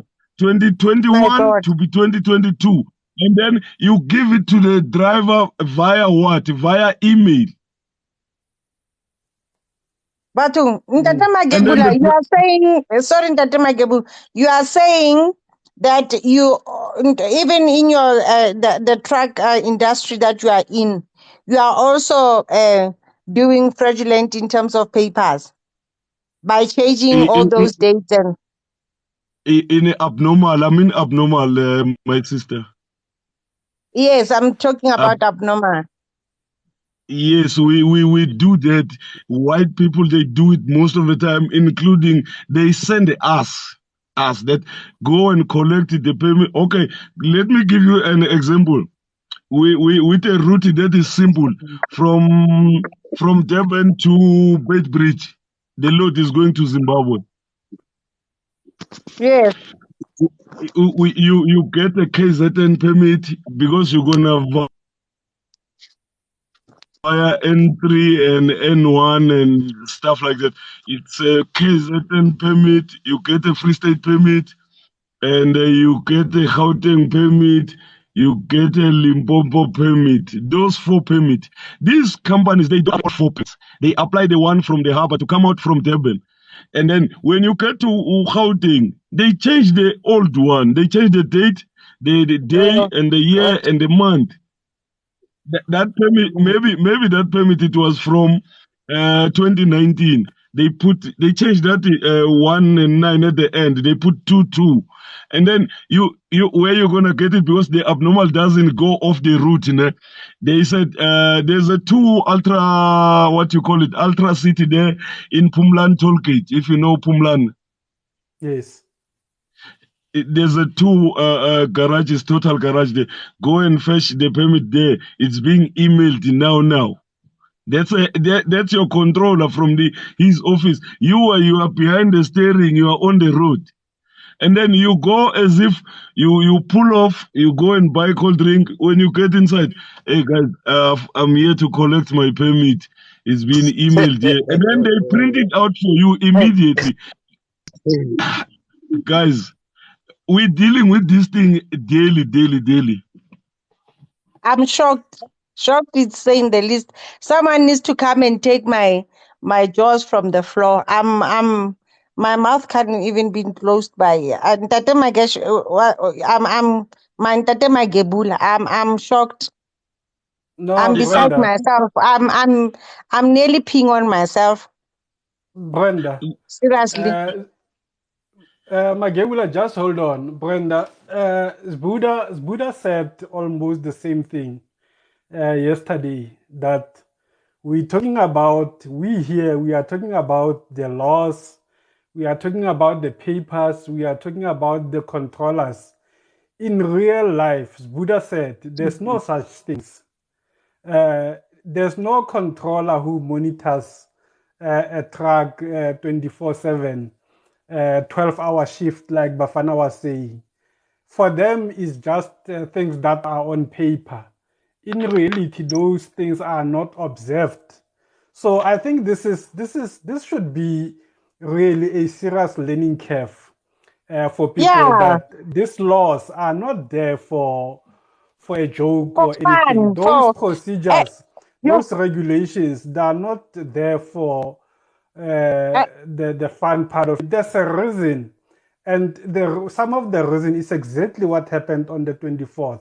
You can go for 10 years or 20 years accident free, but the laws of safety, they say you must apply all the safety procedures as if there's going to be an accident tomorrow. So it lacks in all these companies. And Bafana, I think Bafana said it yesterday, that people were angry with him at some stage because he was very strict and rigid on some of these procedures. And I think it's only fair that people should take this as a lesson.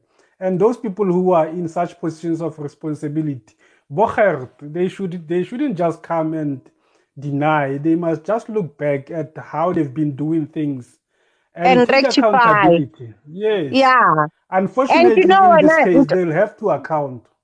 Yo, anyway, Bradeni, I still remember Buddha yesterday. He was even called when I a taxi. You speak like a taxi driver, Yes, and it's making a lot of yes, sense.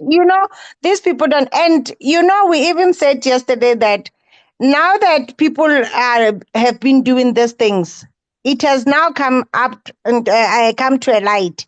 Now, why do I say that? Because even Tate Magebula, he's been driving this abnormal for a longer period of times, and we've never had any accidents with regards to the abnormals where those loads will be falling on people's car or whatever. That's why we've never picked up that there are issues like that. No, Something needs to be done. sorry, ma'am. Ukuhlala emlonyeni uxolo nje kancane, ma'am. Those accidents, they do happen with us abnormal drivers, with the other small motorists or the other motorists. Yeah. But the thing is, you as a motorist, you don't know the payment. Even I can open it to you. You could not tell, and the no, this is fake, this is original.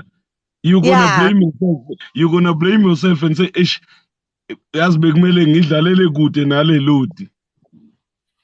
And you know what, ne? The reason, even yesterday, what I said is that what is now happening, there is something called, I don't know if you know it, there is something called Trans Kalahari, ne? We call it TKZ, whereby we have found that there's a lot of fraudulent papers that comes in and out of South Africa from Namibia and Botswana. Now, we are, most of the time we'll be having operations whereby we'll be, coming, people from Botswana and Namibia will be visiting us to come and check what papers do we use in South Africa so that they know.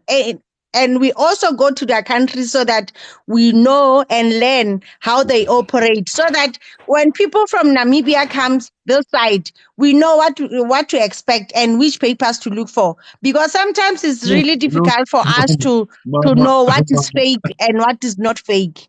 So mama, we've started with that, and I think it will work. And I'm going to take this information to the Trans Kalahari board committee so that we can look into it, and not only in South Africa, also with Botswana, with Namibia. We are now going to include Lesotho, Zimbabwe, Zambia, and Swaziland. I think all these things needs to come out.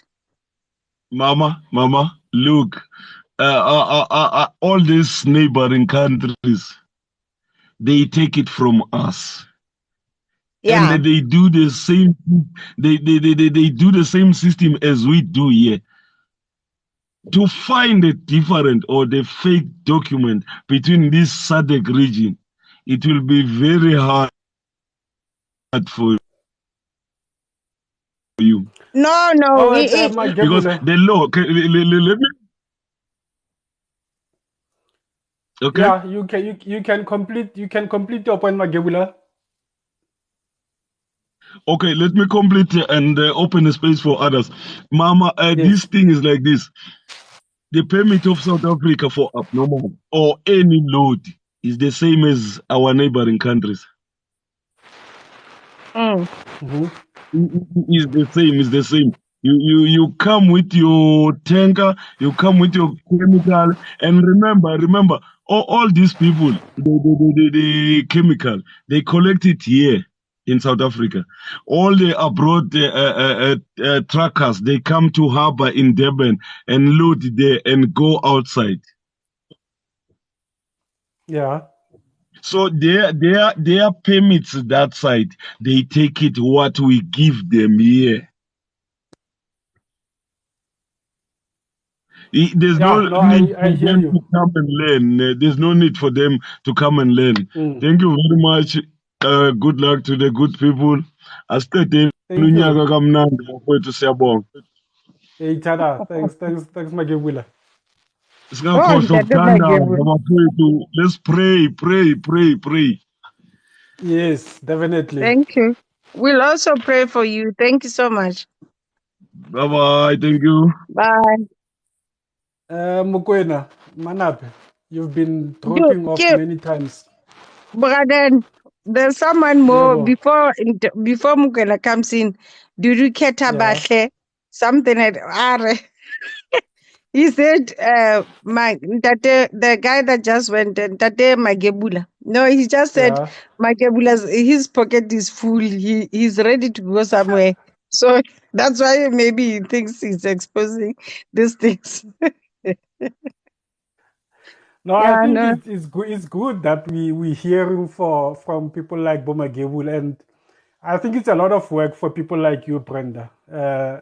You guys need to go out there and enforce compliance and make sure that people know what they're supposed to be doing and people do what they're supposed to be doing. It's good that Boma Gebula Lebos Buddha, they are telling us that you guys talk about papers, office.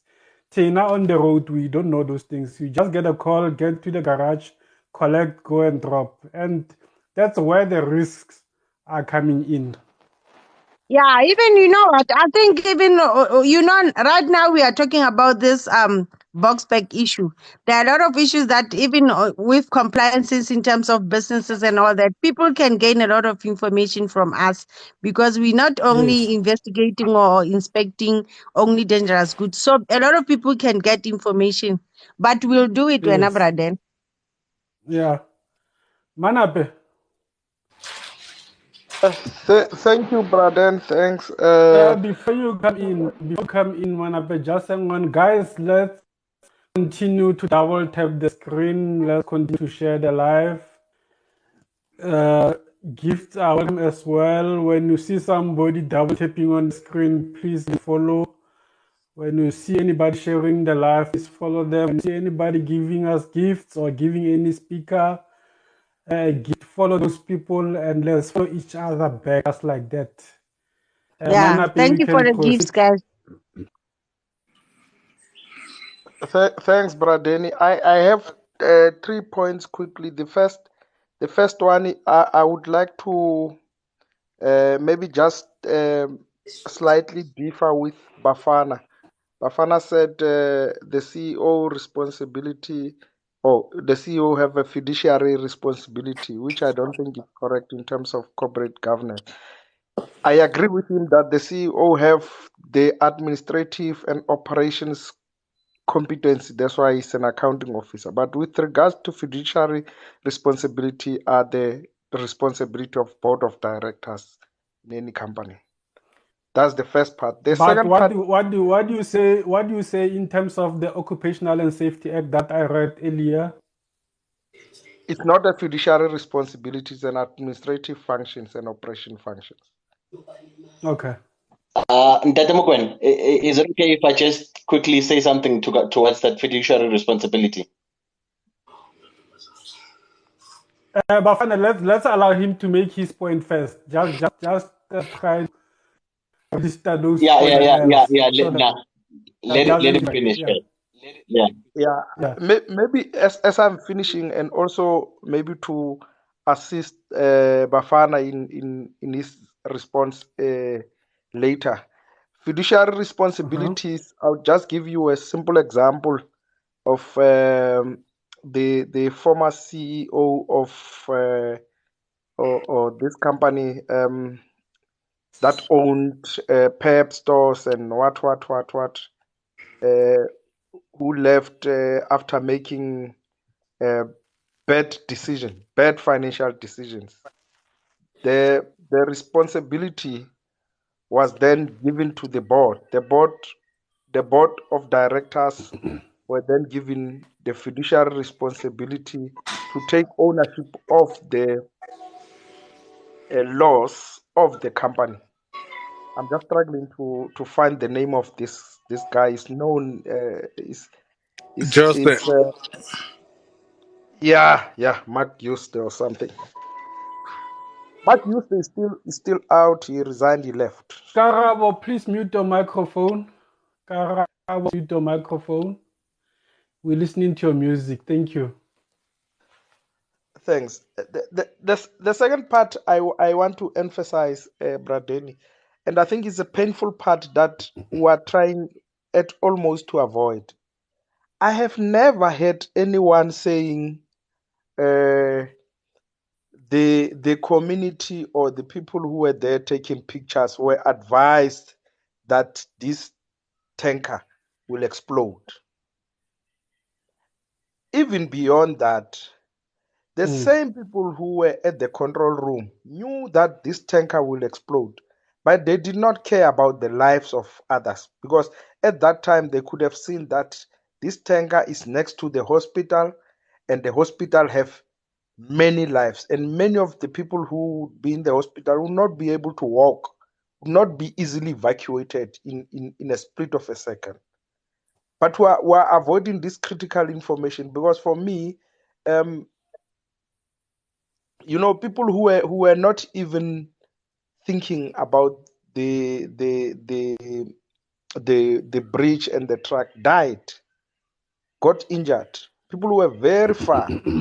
So I think for me, it is critical that the owners of the company explain why those who were at the control room could not ensure that there is evacuation, especially when Rasta was taken into the ambulance. They could have ensured that they communicate with the person in the ambulance. They call and say, please, this thing have gas, because I don't think even those who were taking pictures knew what was in the truck.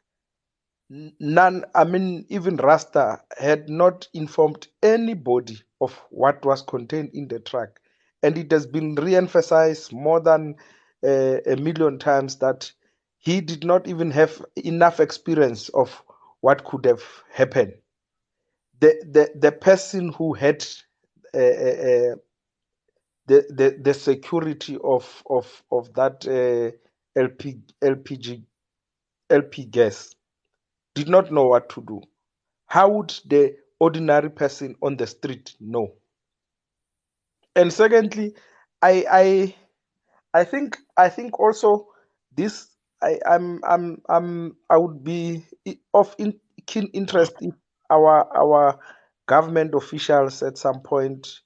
I once saw a person working in the presidency in this life, so I hope they also make that effort and come and take this information, because for me it's high time that you have one traffic department. You don't have a traffic in Gauteng, you don't have a traffic in Limpopo, you don't have traffic in KZN, because if you have one national traffic, it makes your whole entire transport connection very easy.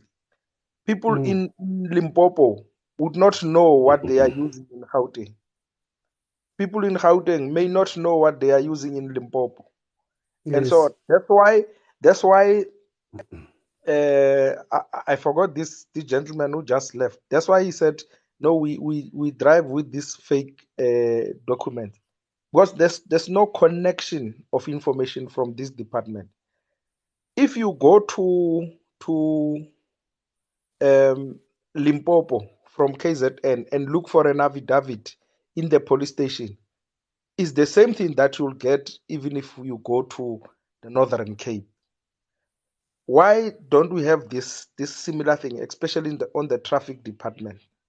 Because it will make this also, it would obviously include assessment of this bottlenecks like what have just happened now, to say Thank you, immigration lady. Now you can continue, Mukwen. I was thanking our gifter here. All right. If you have one traffic or the national traffic, I saw Figile Mbalula tried to introduce the national traffic police, but I don't think it's sufficient, because you still have these provincial traffics who are operating. They need to close these provincial traffics, have one traffic department which is under the Department of Weather Transport or so. Then they are able to coordinate efficiently all these things. Yes. able to have same information from Musina to Cape Town. Yes. That's most of what I wanted to raise, but I think I'm Before you satisfied. go, before you go, Mukwena, let's have Bafana respond to the debate of fiduciary duties and administrative responsibilities before you go, so that we can close that debate. Ndatam Cohen, I agree, right? Directors hold the fiduciary responsibility. But because it is the board of directors that transfer the responsibility to the CEO to manage the affairs of the company, what fiduciary basically speaks to, it speaks to the responsibility to control, to make decisions in the best interest of the people who are the trustees of the company. So the trusted and delegated authority of the directors that is now delegated to the CEOs is still fiduciary responsibilities. I'm going to read you Section 73 of the National Companies Act 71 of 2008. It says it places an obligation on the directors to exercise their functions in the best interest of the company with the requisite degree of care, skill, and diligence. Although these are general director duties, if the director fails to ensure that the company complies with the specific environmental laws or national laws, blah blah blah blah, it's a long explanation. And then I want to also take you to the definition by SARS. SARS speaks to it speaks to fiduciary duty that says those who are in the position of responsibility to make sure the responsibility could be to the shareholders, responsibilities could be to the board of directors, the CEO ultimately, even though they do not have the primary fiduciary responsibility, but they still hold the fiduciary responsibility because they are responsible for the operations of the company. They are responsible for the financial decisions made by the company. So the delegated fiduciary responsibility still applies to the CEO as well, in as much as it applies to the directors, because it is the directors or the shareholders who are the interest bearers of the company, but they do not control the decisions. Basically, the board of directors or the shareholders, in such a way, they form policy in terms of company direction, in terms of budgets and all that. They approve that. But the person who actually works and controls the budget and the decisions that could either make or break the company is the CEO. So the CEO does have a fiduciary responsibility. Yeah. Okay, Mukwena is gone, so he has given up his right of reply. Yes, on that note, oh, are you still there? No, it's Karabo. I would like to okay, agree. you can go on, Karabo. I would like to agree with my father, because as a CEO, one thing that you need to take into consideration, you are appointed as a 16.1. 16.1 is solely mean that you are responsible for each and every financial implications and operational implications of the company.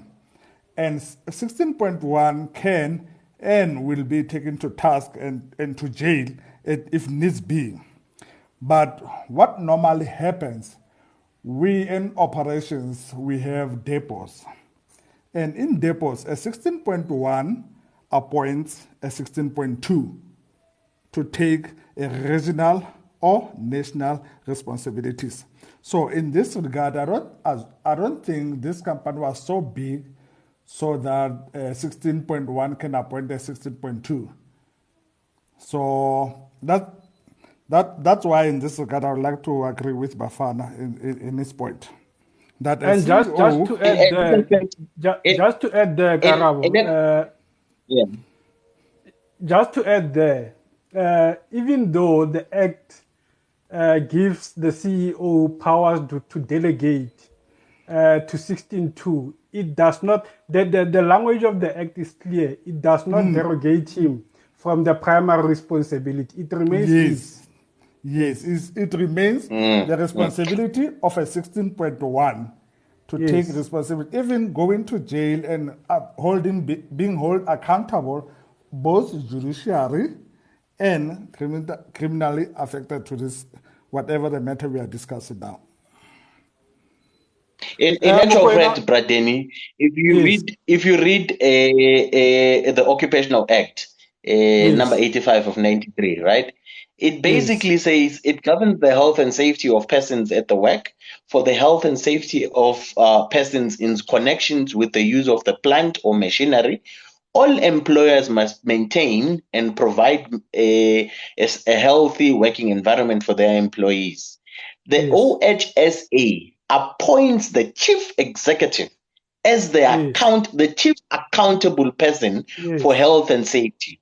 That is under yes, section 16 of the one that Karabo was speaking about right now. yes. So the CEO is never absolved from No, both never, functions.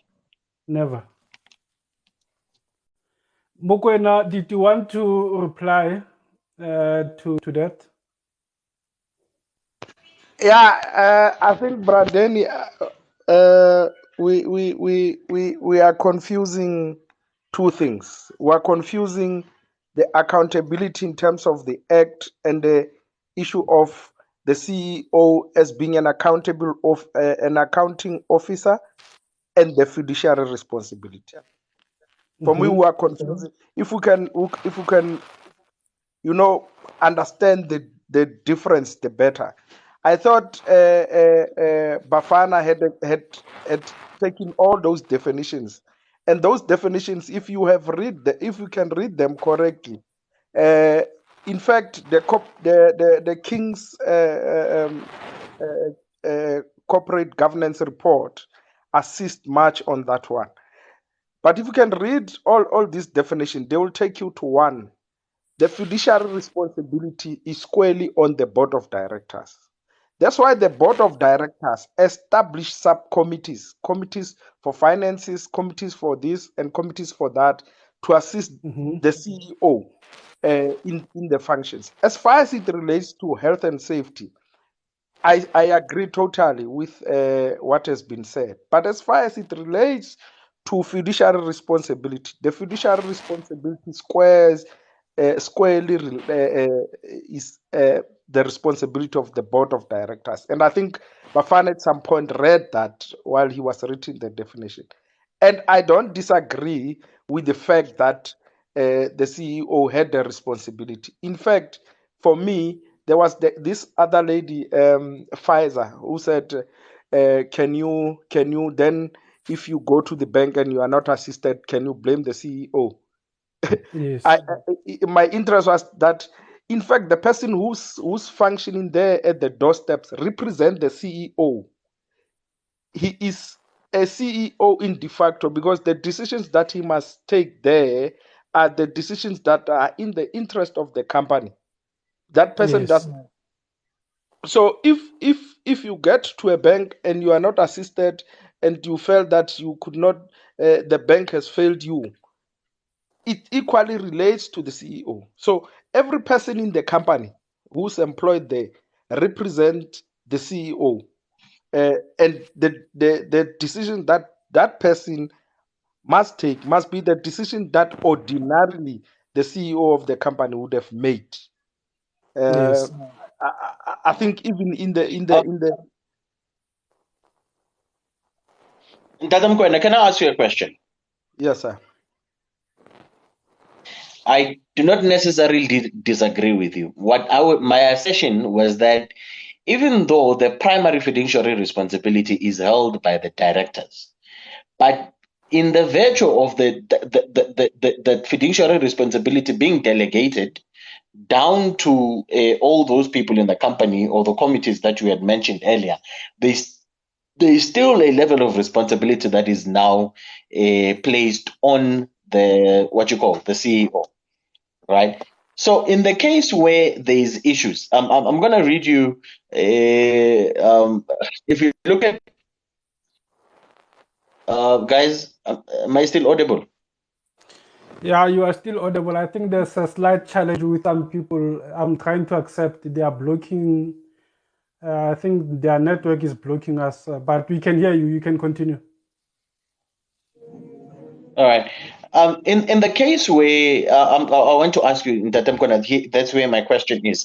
Section 22 of the Companies Act basically speaks about reckless trading, and also speaks to what are the steps that should be taken in the event the company is involved in fraudulent activities and all those things, and the duties of the director when the company is going through financial difficulties. Um, the levels of responsibility and accountability will be different. You know, say for instance, of the state of the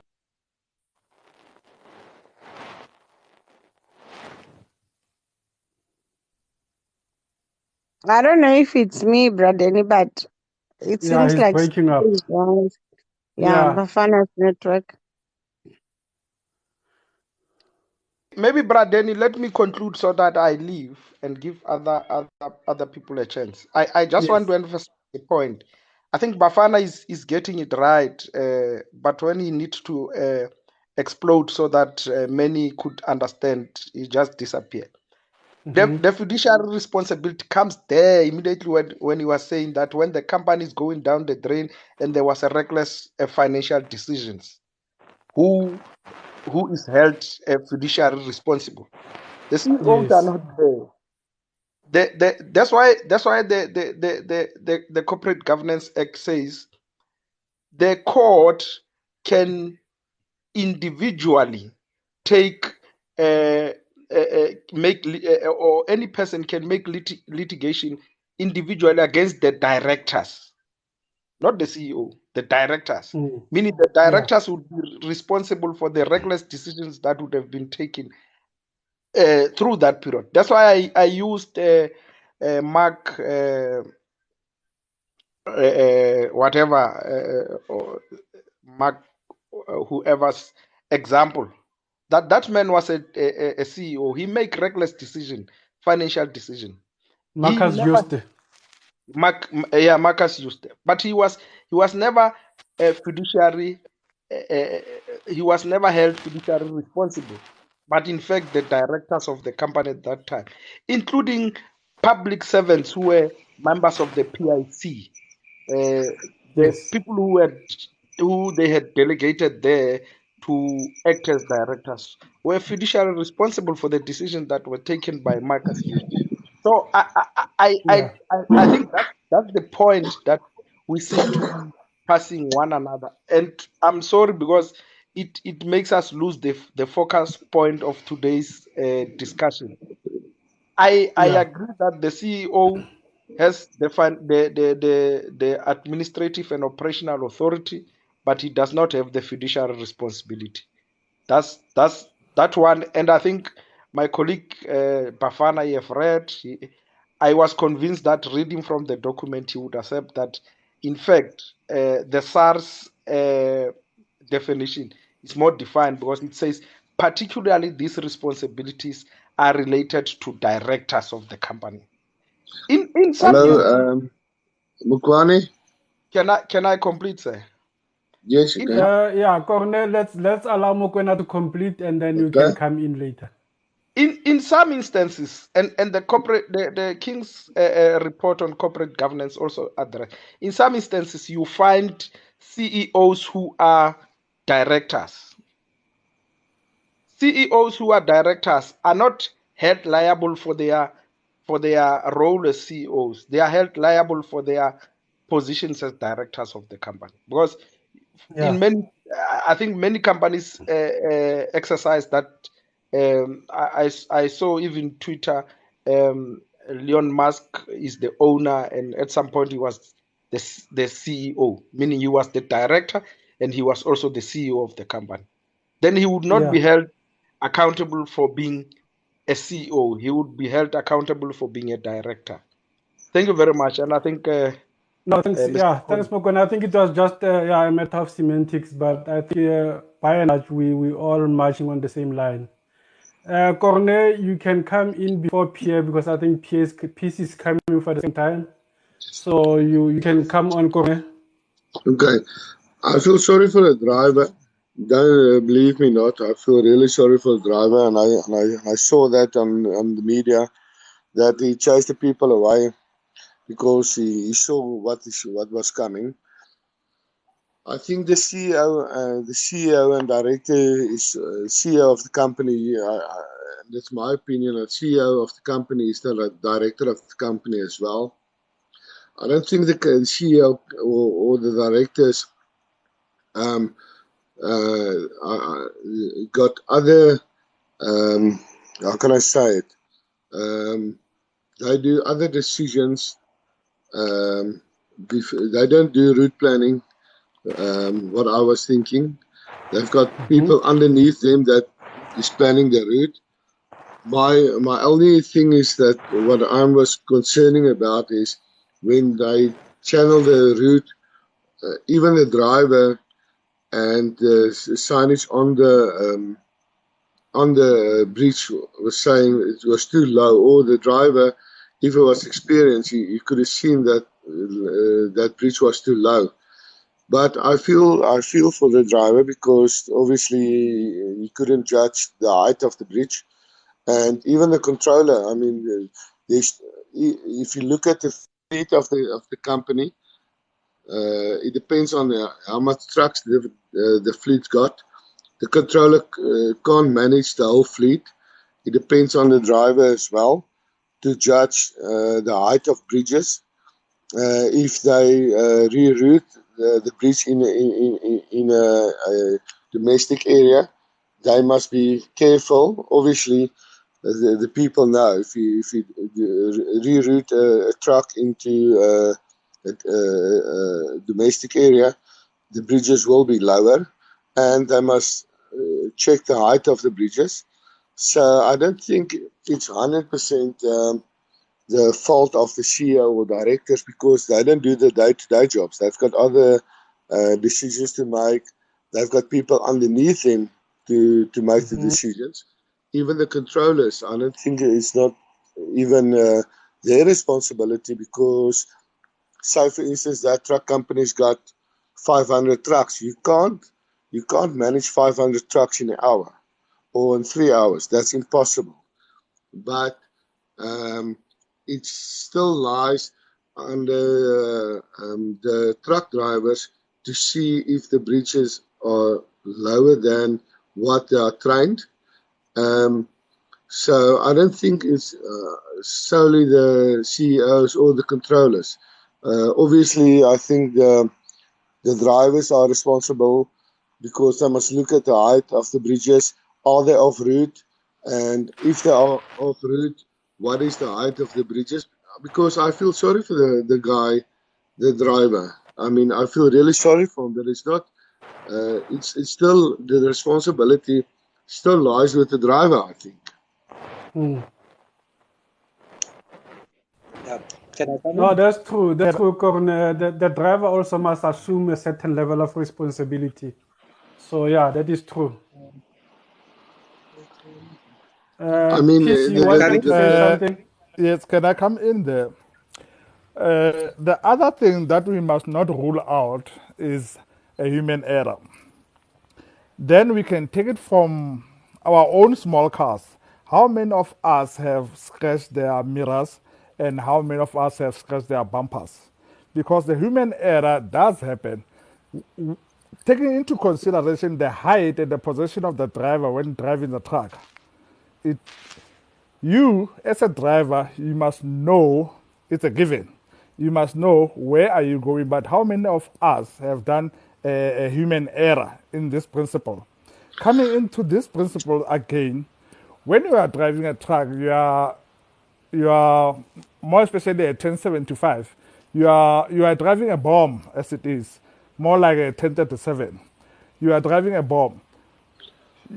When it comes to smaller places like that, you must actually be extra careful or extra vigilant when coming or approaching a certain bridge or places, more especially in the what we call in the residential area. We can make an example with ourselves. We do have those smaller scratches outside of our cars, or maybe some don't, but it does happen whereby you misjudge a space where you want to go in, but at some point it does Danny, happen. it's the same if you drive a delivery bakkie. Whose fault is it if it drives through a pothole that is 1 meter by 1 meter? Is it the CEO's fault or is it the driver's fault? You understand? Yeah. Danny? Hello, can you hear me, Danny? Danny Yet just left now. I, we can clearly hear you. Okay, Yes. it's the same. It's the same. Obviously, the truck is bigger, but you can play. You can put the blame on the CEOs, the controllers, and everyone. But what if a courier guy is driving through a pothole by 1 meter by 1 meter? Whose fault is it? Is it the CEOs or is it the driver's fault? So obviously there is human error in it. Obviously, who's to blame? The CEO, controller, or the driver?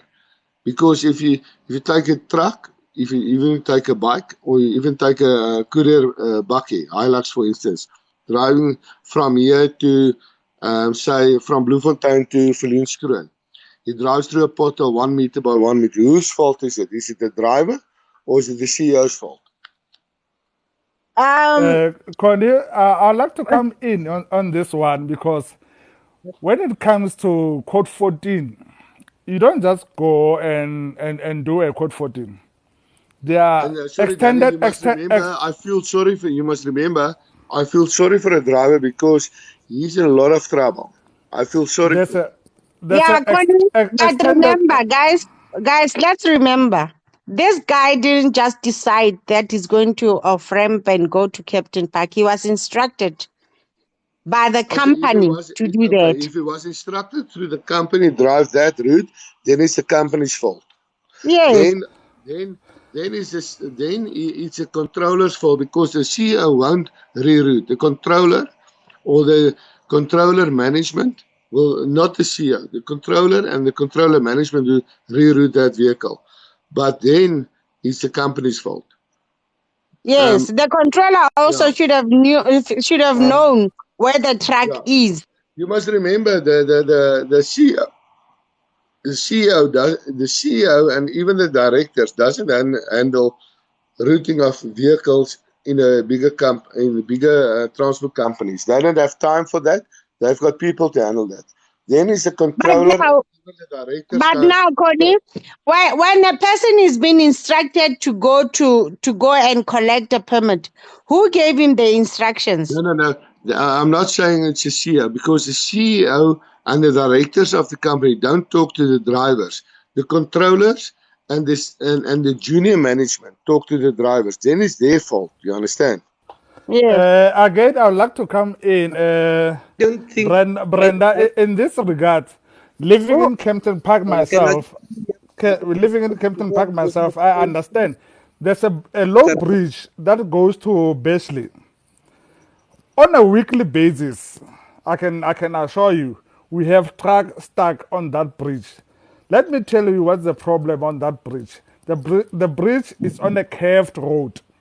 And yes. even you, as a driver, you won't see it. But as soon as you curve and you turn to your left or right, you will be stuck under that bridge. Even a bread delivery truck do stuck on that bridge on a weekly basis. Because why? There is no any prior signs that warns Yeah. the drivers that we have a low-lying bridge. Um, for someone again who's coming from a free state in Kroonstad, we have a small bridge connecting all the northwestern Kroonstad route. That small road, it has a problem of water inside, and nothing has been done about that. This problem is bigger than we think. Yeah.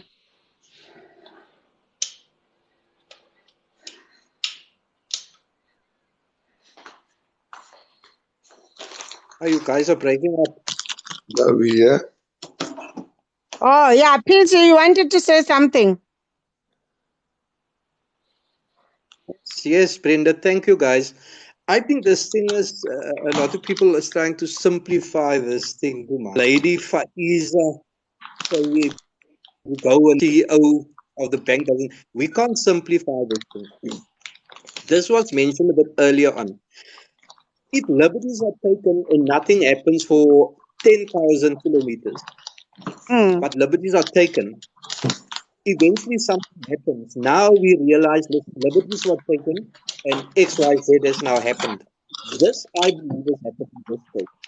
The root causes, and I'm speculating because the investigation isn't done and the judge didn't make findings on this, but I'm speculating the root Peace, causes you know was the what? driver wasn't trained I enough. can't hear you. I don't know if it me. Connie, can you mute, please? Can you mute? Hello? Yeah, Can you hear please me? mute.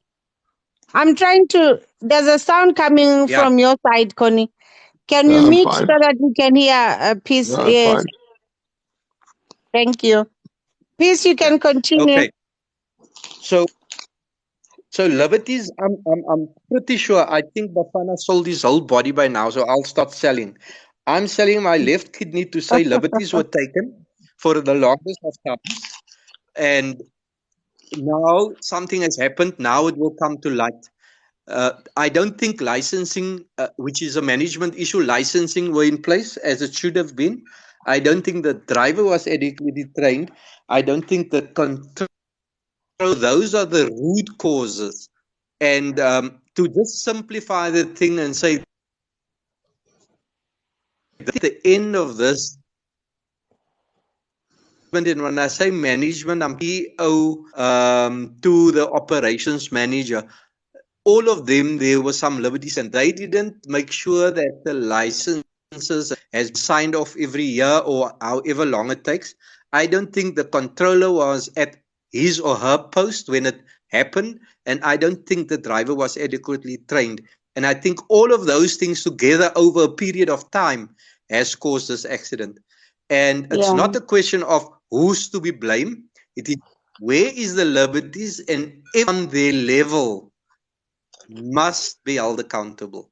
So yeah, it's not a question of, hey, the CEO must go to jail, and but we feel sorry. I mean, we've lost such a lot of lives, and it's going up every day.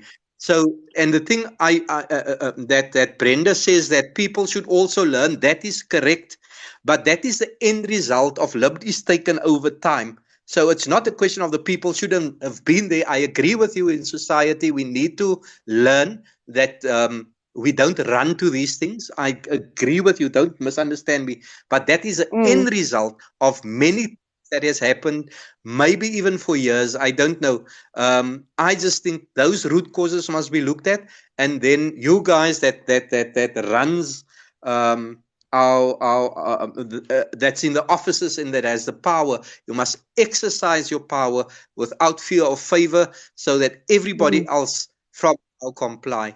That is But just my few cents. I still feel Thank you for your yeah, sorry, Danny, sorry for interrupting. I still feel when, even in my business, if a driver doesn't feel right to drive through a bridge and he can't judge the height, then he must know, listen, don't take it. I mean, how difficult is it to judge the height of a bridge? Just say, listen, okay, if you drive a truck, there's certain limits. Your truck height is, say, 5 meters. And obviously, you can judge the height of a bridge. That's not impossible, even if there's no route signs. So, okay, listen, this thing looks too low. Stop the truck, climb out and see what's the height of my truck and what's the height of the bridge. I mean, that we were trained in 4x4 training. I mean, it's the same with us. If your vehicle is driving into a mall with your Hilux bakkie with a canopy on, you know the height of your canopy. And what they're telling you, the height is 2.1 meters. You must know the height of your canopy. I mean, Yeah. how difficult is that? And I mean, if you don't feel secure, you must stop, climb out, and look at your height of the truck and the height of the bridge. Doesn't matter what the people are saying, your controller or the directors, you must check first because your life is in danger. Yeah. And what I would like to emphasize again is that we need to go back to the principles of getting a Code 14 driver's license. Firstly, they will teach you about the length of the truck that you will be operating, and the height will come after. Yeah, Depending but as human beings, depending on the load, you will be but maybe still, employed doesn't, to be sorry, doing. Danny, it doesn't matter on the load or what your vehicle is. You must, as a driver, you must, even if with your car, if you load something on the roof, you must know the height. If you load a bicycle or something else on your roof or on your backside of your car, you must know what's the load, what's the height. The same with the truck driver. If it doesn't feel right, you don't do it. I mean, you can't be blind and say, okay, listen, the company instruct me to reroute and then you just drive through a bridge. That seems nowhere, you Again, understand? the thing of a PDP, if you can go and understand the principles of PDP, PDP is a professional driving license, whereby you will be trained. You can't just be, because you have a Code 14 that was you obtained in 2015, and be given a tanker or be given a set tipper. There will be a training being offered to you prior to be given an actual truck. Let's take, for example, someone who's driving for a spa delivery truck. He can't be just coming and produce a Code 14 license without a PDP. A PDP, which is a professional driving license, secures you that you still qualify for again a training to be given to you. Because a Code 14, there are a lot of things that are going through a Code 14 driver's license. There are dangerous material, Yeah, but hazardous still, materials that doesn't you matter still if the need to go through. it doesn't matter if the bridges isn't marked. Then you must think and say, okay, listen, this thing looks low because you know how South Africa is. Everything is damaged, everything is stolen off. Then you must think, okay, if the guy reroute me, this bridge doesn't look right. Doesn't matter if you have a code 14 or code 8. You must think, even if you drive to Bloemfontein to Welkom, you see a pothole.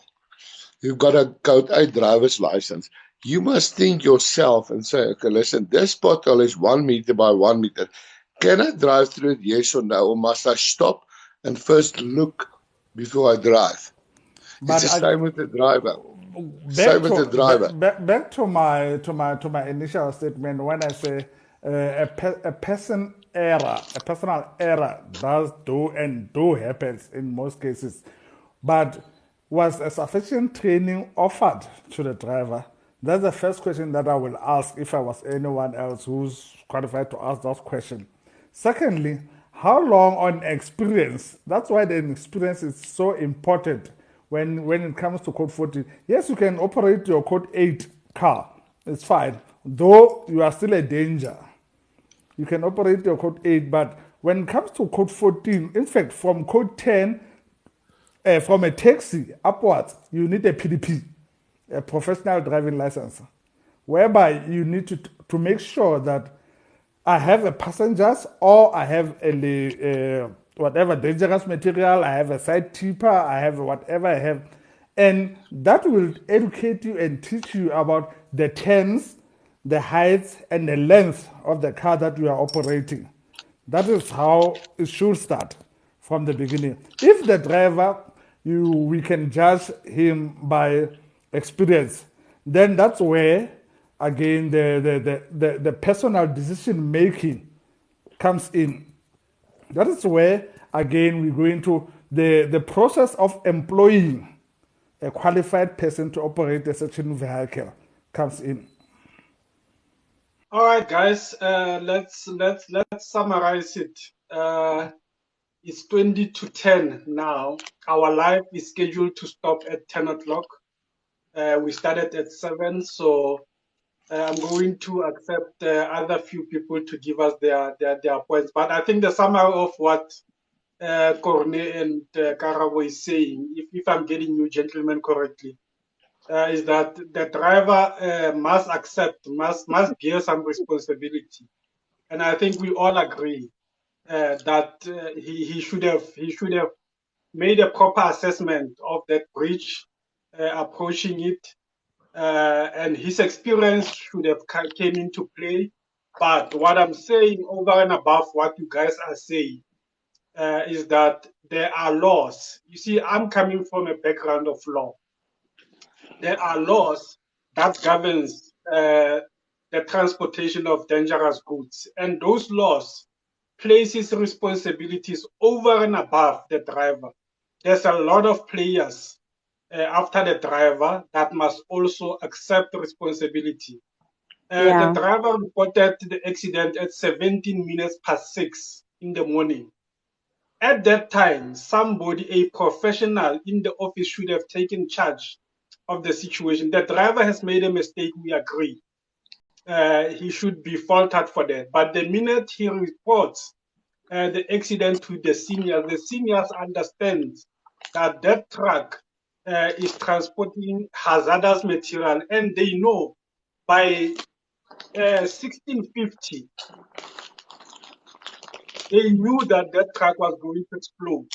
It's on record. It's on the WhatsApp communication.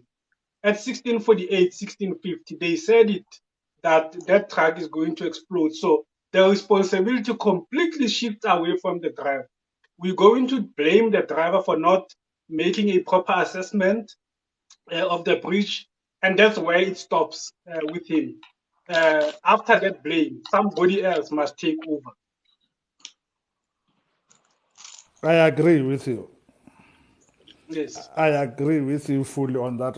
Because as a driver, you are taking charge. The minute you sign off that truck, a loaded truck, that I'm going out, you have done your assessments from the wheel, all the 18 wheelers.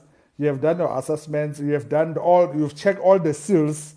You have checked everything that I'm taking over this truck, that I'm going to operate this truck. Anything that happens after that, then if you want to blow it over, then we can say who's taking the financial responsibilities or criminal responsibilities by law. Then we can go back to the company. But as per accident, the driver, after having an accident, the principle is you stop your car, already it was stopped already, you stop your car and report to the authorities. And he reported to the authorities, and he reported back to his company, of which his company was entitled to initiate what we call a Disaster Management Act to the scene, together with the city of Ekurhuleni, to secure the scene. Yes. That is what actually should have happened to avoid all this disaster.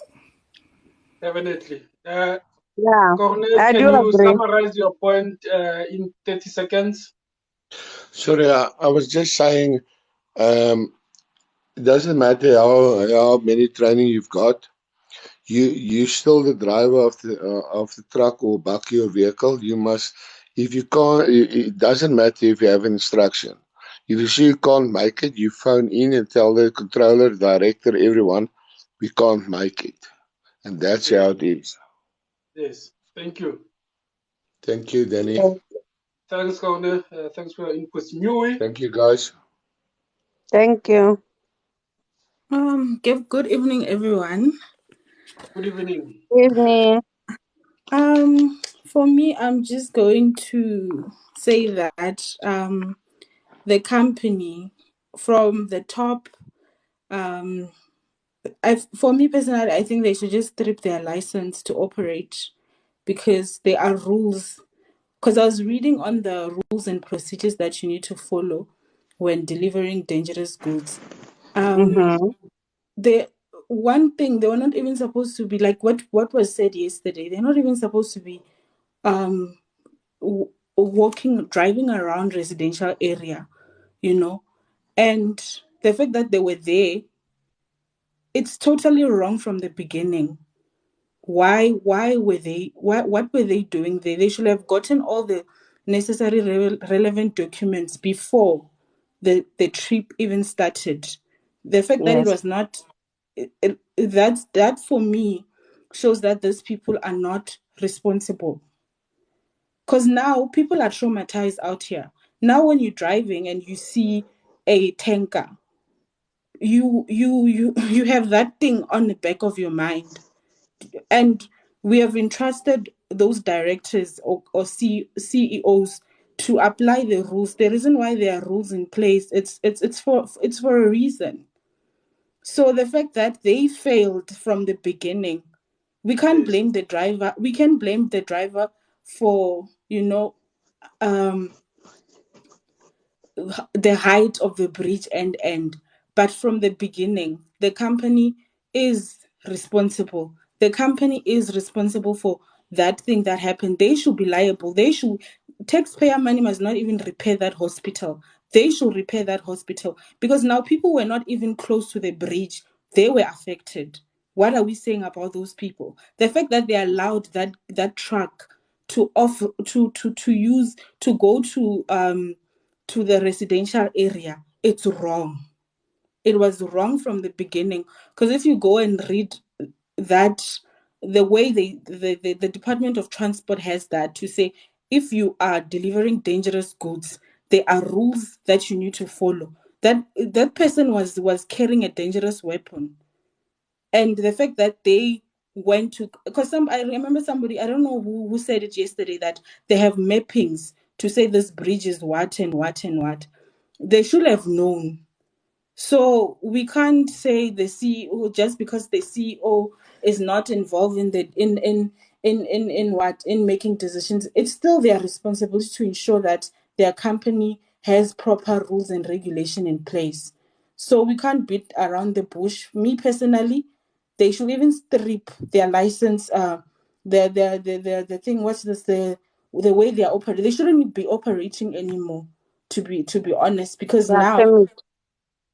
they put people's lives in danger. Yeah. So they should just sue them, make an example, because we are tired of corporate South Africa, that they Maybe get away with things. So yeah, now for me, that's just what I'm saying. It's from the top CEO. Yeah, they must take away. Like, we should be even saying, you know what, that company must stop operating. We should just be saying that as a country, to say you can't do that. There are rules. What were you doing there? Mm. We can't even say the driver followed the instruction. Why didn't you have a permit? If that's what they're saying, why didn't you have a permit to begin with? It's this thing is Yeah. straightforward. We can't put around the bushes. We know how corporate South Africa works. If a driver wouldn't say no, because they were gonna fire him if he said no. So we can't even say what. They should have Mm. known, Kuti, if this person is gonna off ramp here, there's a bridge. This bridge is what. Our truck is this height. You can't go in. So we can't be comparing potholes. We can't be comparing the bank. It's not the same. That's dangerous goods. As a country, Yeah. we are traumatized. We shouldn't even be going we shouldn't even be beating around the bush. The company is wrong. They should take away their license to operate totally, because you can't make such decisions that affected innocent people. The lady while Uber was minding her own business, doing a normal routine. Now her car is damaged. Who's supposed to carry that risk? She's traumatized. Now when she comes across a tanker, she's never gonna be the same. People have died. We can't beat around the bush and say, hey, the driver must have what. No, the company is wrong. There are rules and regulations that we need to follow for a reason. So that's my take. Even I'm seeing somebody saying a class action lawsuit. People must do that. We must go strike at company to say, you know what, government, take away license trading for this company. They don't deserve to be doing that. We can't compare. Yeah, pothole, yeah, what. That person was driving a weapon. That thing Yeah. kills. So that's just my take. Thank you. Thank Yeah. you, New. Thank you so much. And people, well, I'm sorry, I'm still gonna say to people again because we need to emphasize this. As your deputy, I know you will allow me to tell people to download the ERG app. The ERG book app will assist people and give them information of the chemical. Even Yeah, I if you think are driving behind any truck or any car transporting any hazardous material, you will know what is inside and how to react. So now, please, ERG app for your own information and knowledge. Thank you. Thanks, Gwenda. I'll download it as well myself, so that we can know these things. User 2728, you've been wanting to speak for too long.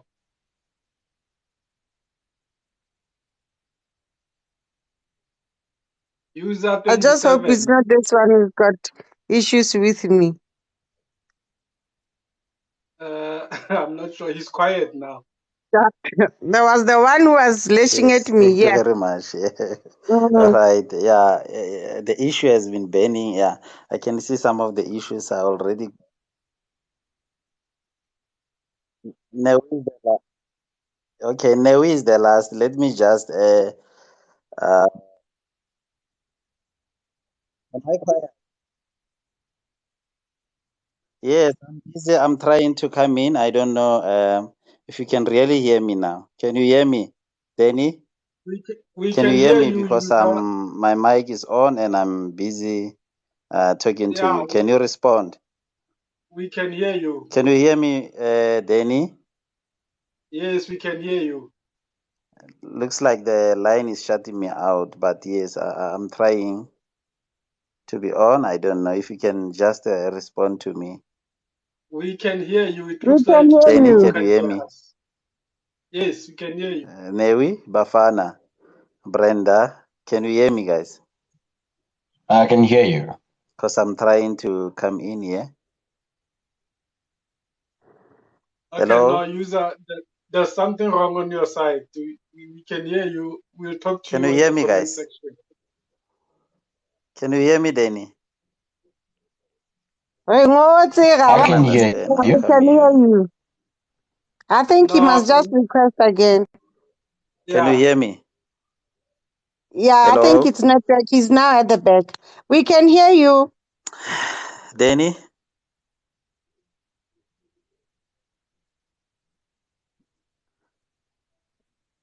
But then maybe he wants you to say yes. Just write yes on the comment section.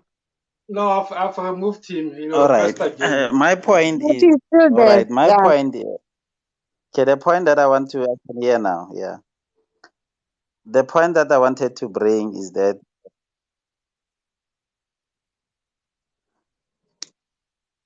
yeah, I can hear you. The point I wanted to bring is that the route plan.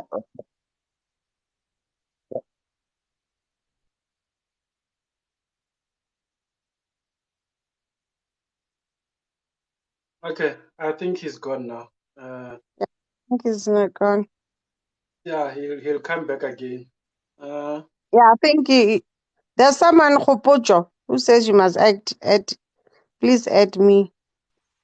Yeah, I've just accepted her. Yeah. Okay, guys, let's agree. Let's Uh, agree on this. good Bradeni. evening, colleagues and Bradeni. Hi Yeah, how are you everyone. guys? Hello. Yeah, I think actually, Hi Khopocho guys. should do okay. I just wanted to jump in quickly. I do work in logistics and I just wanted to give everybody another perspective that maybe you don't normally see. So I work in the part of logistics that deals with breakdowns, accidents, that sort of thing. When we have to contact the local authorities, contact insurance, contact everybody around. Guys, it is a huge problem that the South African police do not care when a truck breaks down on the road. I have called the police many times where they will tell me that it's not our problem. Even if I'm telling them the way this truck is stopped can cause another accident, the police will tell us that it's not their problem. A lot of what happened that day could have been prevented if the police had gone out and done their job to dispatch the fire squad and to section off that area and to even start to clear out people who are nearby. The police have blowhorns, they can evacuate people, they have so many options, but the police chose to do nothing. I just want everybody to realize that these are our first respondents. These are the people who are supposed to be there in situations of emergency. And time again, JMPD specifically does nothing. It's a huge problem, guys. If you speak to anybody in logistics, they will tell you if there is a breakdown and for example, if there's goods in a vehicle and the vehicle is at risk of being hijacked, the police will do nothing. Guys, honestly, from the point where police are not doing anything, we can't hold anyone else accountable. We can't hold a company accountable for something that the police themselves cannot go and do. Like, really, it's we can't hold anybody accountable if it doesn't start with our own authority. Who is supposed to be keeping us safe? Who is supposed to be keeping us safe? That's just the perspective that really, guys, it's a much bigger problem than anybody realizes. It's happening constantly where the police really don't want to get involved. We only see the police on the streets when it's time to accept bribes. Other than that, they don't want to be involved. So I know this driver is at fault. I know this company is at fault. I know the whole route planning, the controller, there's a lot of people at fault. But the driver went to the police, which is the first thing that he was supposed to do, and the police were supposed to take action. They did not take action, so who else is going to do anything about it? Yeah, so yeah, that's all I wanted to add, guys. Thank you. Thank you. Thanks a lot, Kopojo. Brilliant. Brilliant, can you hear me? If you can hear me, unmute your microphone. Okay, Brilliant can't hear me, so we will skip you and move to the next person. Bafana, did you want to say Good something? evening, colleagues and I Bradley. just wanted to close off Yeah, I can hear you my clearly, last Bradley. What I wanted to Brilliant add up, is on. Let's give him a chance first. can Brilliant, you you've hear? got 5 I can minutes, hear ne? Bradley. I can hear you clearly, Yeah, you've got 5 minutes, ne? Bradley. I can hear you clearly. Okay. Okay. Yeah, I'm just going to be short on this one. What I wanted to emphasize, like you would say, I wish there was a law whereby the dangerous goods transport, they could be also escorted like any other what's called abnormal trucks. You see how abnormal trucks they are in future, so that we can prevent such a incident. Like they must be law whereby the dangerous goods also be escorted, and they must not be allowed in residential area in any case. Like if they must be two cars that are escorting it anywhere they go. That is clear. Like it will be a good thing, so that in future we don't have such a incident, which is we lost so many lives. Okay, thank you very much. All right, thank you. Thanks a lot, Brilliant. I think you're making a valid point. That should So, be considered. no, brilliant. Before brilliant goes into Bradeni, brilliant. It's a good idea, but now, who should escort them? Is it now you're talking about the police? You're talking about the company? The company Who? itself, like it should appoint Okay. the yeah. Yeah, and usually what I've seen is that they do others are being escorted due to I think there are people who are hijacking those trucks and stealing petrol and all that. But I think Yeah. it's a good idea to also escort the those Because dangerous goods also, mm, petroleum gas and all those. Yeah. No, thank you so much, brilliant. Thank you, brilliant. okay, you're welcome, Brenda. Okay, thank you, colleagues. See you next time. Sharp, Okay. sharp. Each other. Mm, Bafana, sure. before you close, Corne has been pleading with me to accept him. But before I accept him, Corne, I'm just going to give you a minute to make your point. And then after that, we're not taking anyone, guys. Our live was scheduled to stop at 10. So Brenda and Bafana will do the final closing. So I'm going to accept you, Corne, just for 1 minute, strictly 1 minute. You make your point, and then we call it a Danny, day. many thanks. Brenda, one question. If you were the driver and they will instruct you to go underneath that bridge, would you do it? Nope. Why did the driver do it? I really don't know. Why did No, he do it? But with in on my side, I wouldn't do it. okay, I but why wouldn't. did he do it? Whose fault is I it? The don't know. company? Is it the I don't directors? know his thoughts. No, no, listen. Is it the company, the directors, controller's fault, or is it his fault? If you were the driver, whose fault is it? You said you won't do it. Why did he do it? Whose fault is it? The company, the driver, controller. No, no, no. The guy was told to go and fetch his Okay, but permit. if it's by company and I told you, Brenda, you must go underneath that bridge, and you just said that no, you won't do it. Why did the driver do it?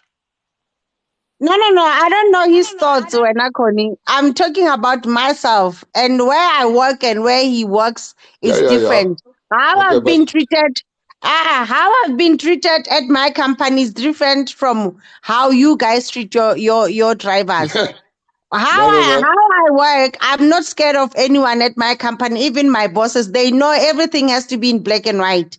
I don't just Okay, take but any no, instructions. no, no. If I So told no, you, if it I was won't be able to know the driver's thoughts. What was he thinking and whatever. Really, so I the cannot driver answer didn't. for the driver. So the driver wasn't thinking. No, You must no, no, I but don't you must know. remember. Really. You must remember. Jesus gave him a brain, ears, eyes to think, judging the height of the bridge and the height of the track. He must think if they give orders, drive through the bridge. He can't drive through there, he just drives through. It doesn't work that way. He must think for himself. It won't work. Then he must phone in, doesn't work. Now drive Thank through you, the bridge. Corne. Thank you. Your Corner, 1 minute is I over. just thought you are requesting because you want to fight with people who are saying you're chewing the chip. Now you No, coming after me. no, man. Thank No, you, Corne. Have a good night. no, Danny. Thanks, eh? Thank Thank you. you. All right, guys. I think that's where we're going to leave it for tonight. I'm going to have Brenda first, and then Bafana can do the closing for us. Brenda. You know what, Bradeni, I would really wish that, as other speakers have said, this should be a learning curve, even though it has cost a lot of people's lives for people to learn. But it truly is a tragedy. And Yes. there was and Tatem Kwena said something about someone from the president's office being in here. I Yes. so wish that person, if he's here, for him to say to the president That President, we still have people who wants to work, who wants to, serve this country honestly. So Yes. who wants they should create inspectorates, ne? That will go selected people who will go all over the country and go and do inspectorates to each and every companies. It may be buildings, hospitals, anything, because each and every institution needs to be inspected. Now, if they can create something like that, I know there are a lot of law enforcers that goes and do inspections, but that committee must go and check whether those people are truly doing that what they're supposed to do, because it also starts with us as law enforcers. If we are breaking the law and allowing these people to bribe us and give us false hopes or in terms of complying, we are also killing this country. So it's with us to say no and do the right things, because we are also part of the problem.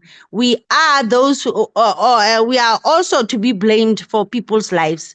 So all I want to say is that the person, whoever it is, who is maybe in our life, please go and tell the president. Even myself, I want to be that part of those people who will go and clean the country. We are in trouble. Thank you. Thanks a lot, Brenda. Bafana. Hey, Bradley, I think I would like to thank you. What you've done today is, and the past couple of days, and the other lives that you've been doing before. Uh,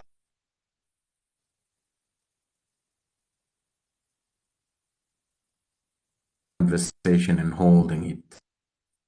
And I would also like to pass my condolences to the families that lost their lives and those that lost property and those that will live with the trauma of what they saw on that day. But I also have a special plea to companies, to owners of companies. I know that in this live, at some point in time, we had more than 500 people, and I believe that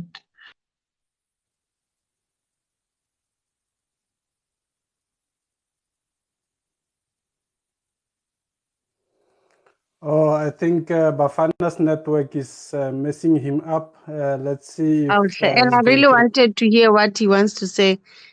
Yeah, let's. I think he'll request again. Try to get him back.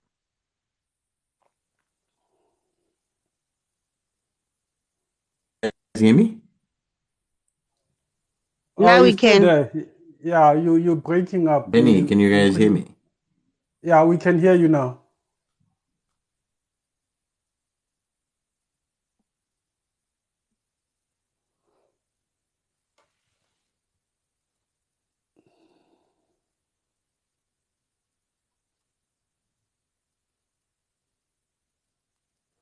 Bafana, we can't hear you. If you can hear us, I think drop and request again. I'm not sure if it's your network. Thank you, Lamalambule. I got your name right today. Bafana, if you can hear us, just drop and request again.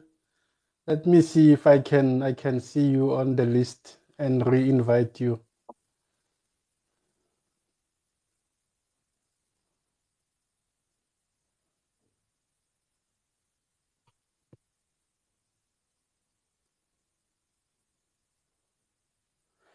You see, the problem when I Brenda is that I can't see him here, so I can't even take him off.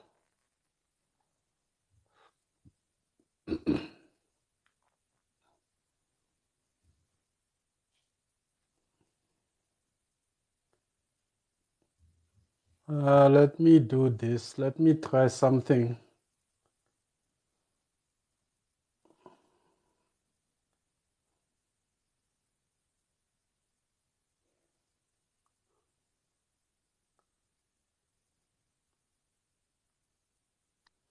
Okay, I think he's out. Bafana, if you can hear us, please drop and request again. I can't see you on the guest list.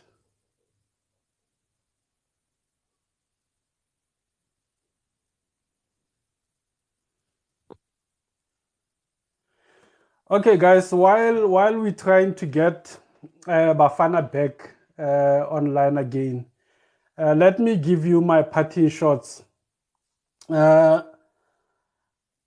Initially, when this tragedy happened, most people were very quick to blame the driver, to say, I think some people even convicted the driver without even a trial. But as more information began flowing, my view drastically shifted. Yes, we can blame the driver, and for me, the driver can be blamed up until the assessment of that breach. He failed to properly assess that breach, whether there was height restriction signage there or not. He had a duty to observe that breach and make an assessment. Having failed, that's where the blame ends for him. Once he failed, he reported the incident to his seniors, to the company. At 17 minutes past 6 in the morning, the company knew that there was danger coming. There was Kamal, there were so many people who were sitting in the office who were supposed to have taken control of the situation. We don't know if they did take control because there was a lot of time between 17 past 6 up until 7:30 when the bigger explosion happens. So only the investigation will confirm to us what those people did, if they did call the police, if they did call the firefighters, if they did have an emergency company. Remember, Boba Fana have told us that when you're transporting dangerous goods like that, the regulations require you to have people on the route that would respond to any emergency, people who are professionals, who knows how to deal with such goods. So I will personally continue to monitor the situation. I'll continue to search for the information, and as and when new information comes out, I will put it out to you guys. I will bring it to you. If there's time, we will schedule a live, most probably next year, because this should be the last, or tomorrow is the last day of 2022. So we are most likely to meet again in 2023. So from me, I will continue to monitor this situation. I will watch the news. I will dig for information, and any information that comes out, I will let you know. Otherwise, you guys have a fabulous and happy new year. Enjoy safely tomorrow. Please don't drink and drive. Be careful where you are around. Don't stick around dangerous situations, guys. Please be careful, be careful, be careful. We cannot emphasize that anymore than that. And on that note, it's a good night for me. We can't see Bafana, unfortunately. Let me see. No, I And for think he's those who gone. send us gifts, we are very, very grateful. Thank you so Thank much. you. God bless all of you and see you in the next live. But then we will still do other lives and what you call videos. And I think I'll do the video where I'll speak about that ERG book for other people. I Yes, think the best thing is knowledge. And yes, when we have one, let's share it amongst ourselves so that everyone should, be safe. It's yes. not nice to see people dying like this. No, it's not. And to Braden, I would like us to. I'm gonna do a live. I think where I would want you to also host with me. You know, there's a video that I saw of a police guy being beaten by Yes, being assaulted by some a drunk guy, a yes, community member. So I think we must also speak about those things, and because I want to know how did we get to that, to this position where law enforcement is being disrespected. So I'll do the live, and I will invite you in to also be my co-host. please do. Yeah, And we will yeah, do that. and I wish Yeah, everyone in here will come and just give us the input. Thank you so much, and yes. good night, everyone. Good night, Bradley. Thank you. Good night, Brenda. Night, Good bye. night, guys. Good night, everybody. Thank you for all your cooperation. Thanks for the gifts. Thanks for the likes, for the sharing, all the inputs. We really appreciate it. You guys have a good night's sleep. Let's meet again in 2023, unless there's an emergency on the 31st. Yeah. But we don't want any emergencies. Let's go and enjoy. And people shouldn't Tomorrow, forget our lives of Kelly Kumalo, ne? So, not Kelly Kumalo, sorry, yes, Senzo Mayua's case. Senzo Meiwa, yes. Yeah. Yeah. Yeah, No, bye. sharp, sharp. Shalom. Good night, Bulldog. Good night, Neundu, Neo, Dukumba. Night, Kia. Good night, Matavo. Good night, User. Good night, Zwelsh. Good night, Peace. Good night, Christine, Jacqueline. Good night, Brilliant. Night, Terra. Can't wait for that one. Yes, my old lady, I know that one is yours. Night, Richard. Mojalapo. Night, night, Dudu.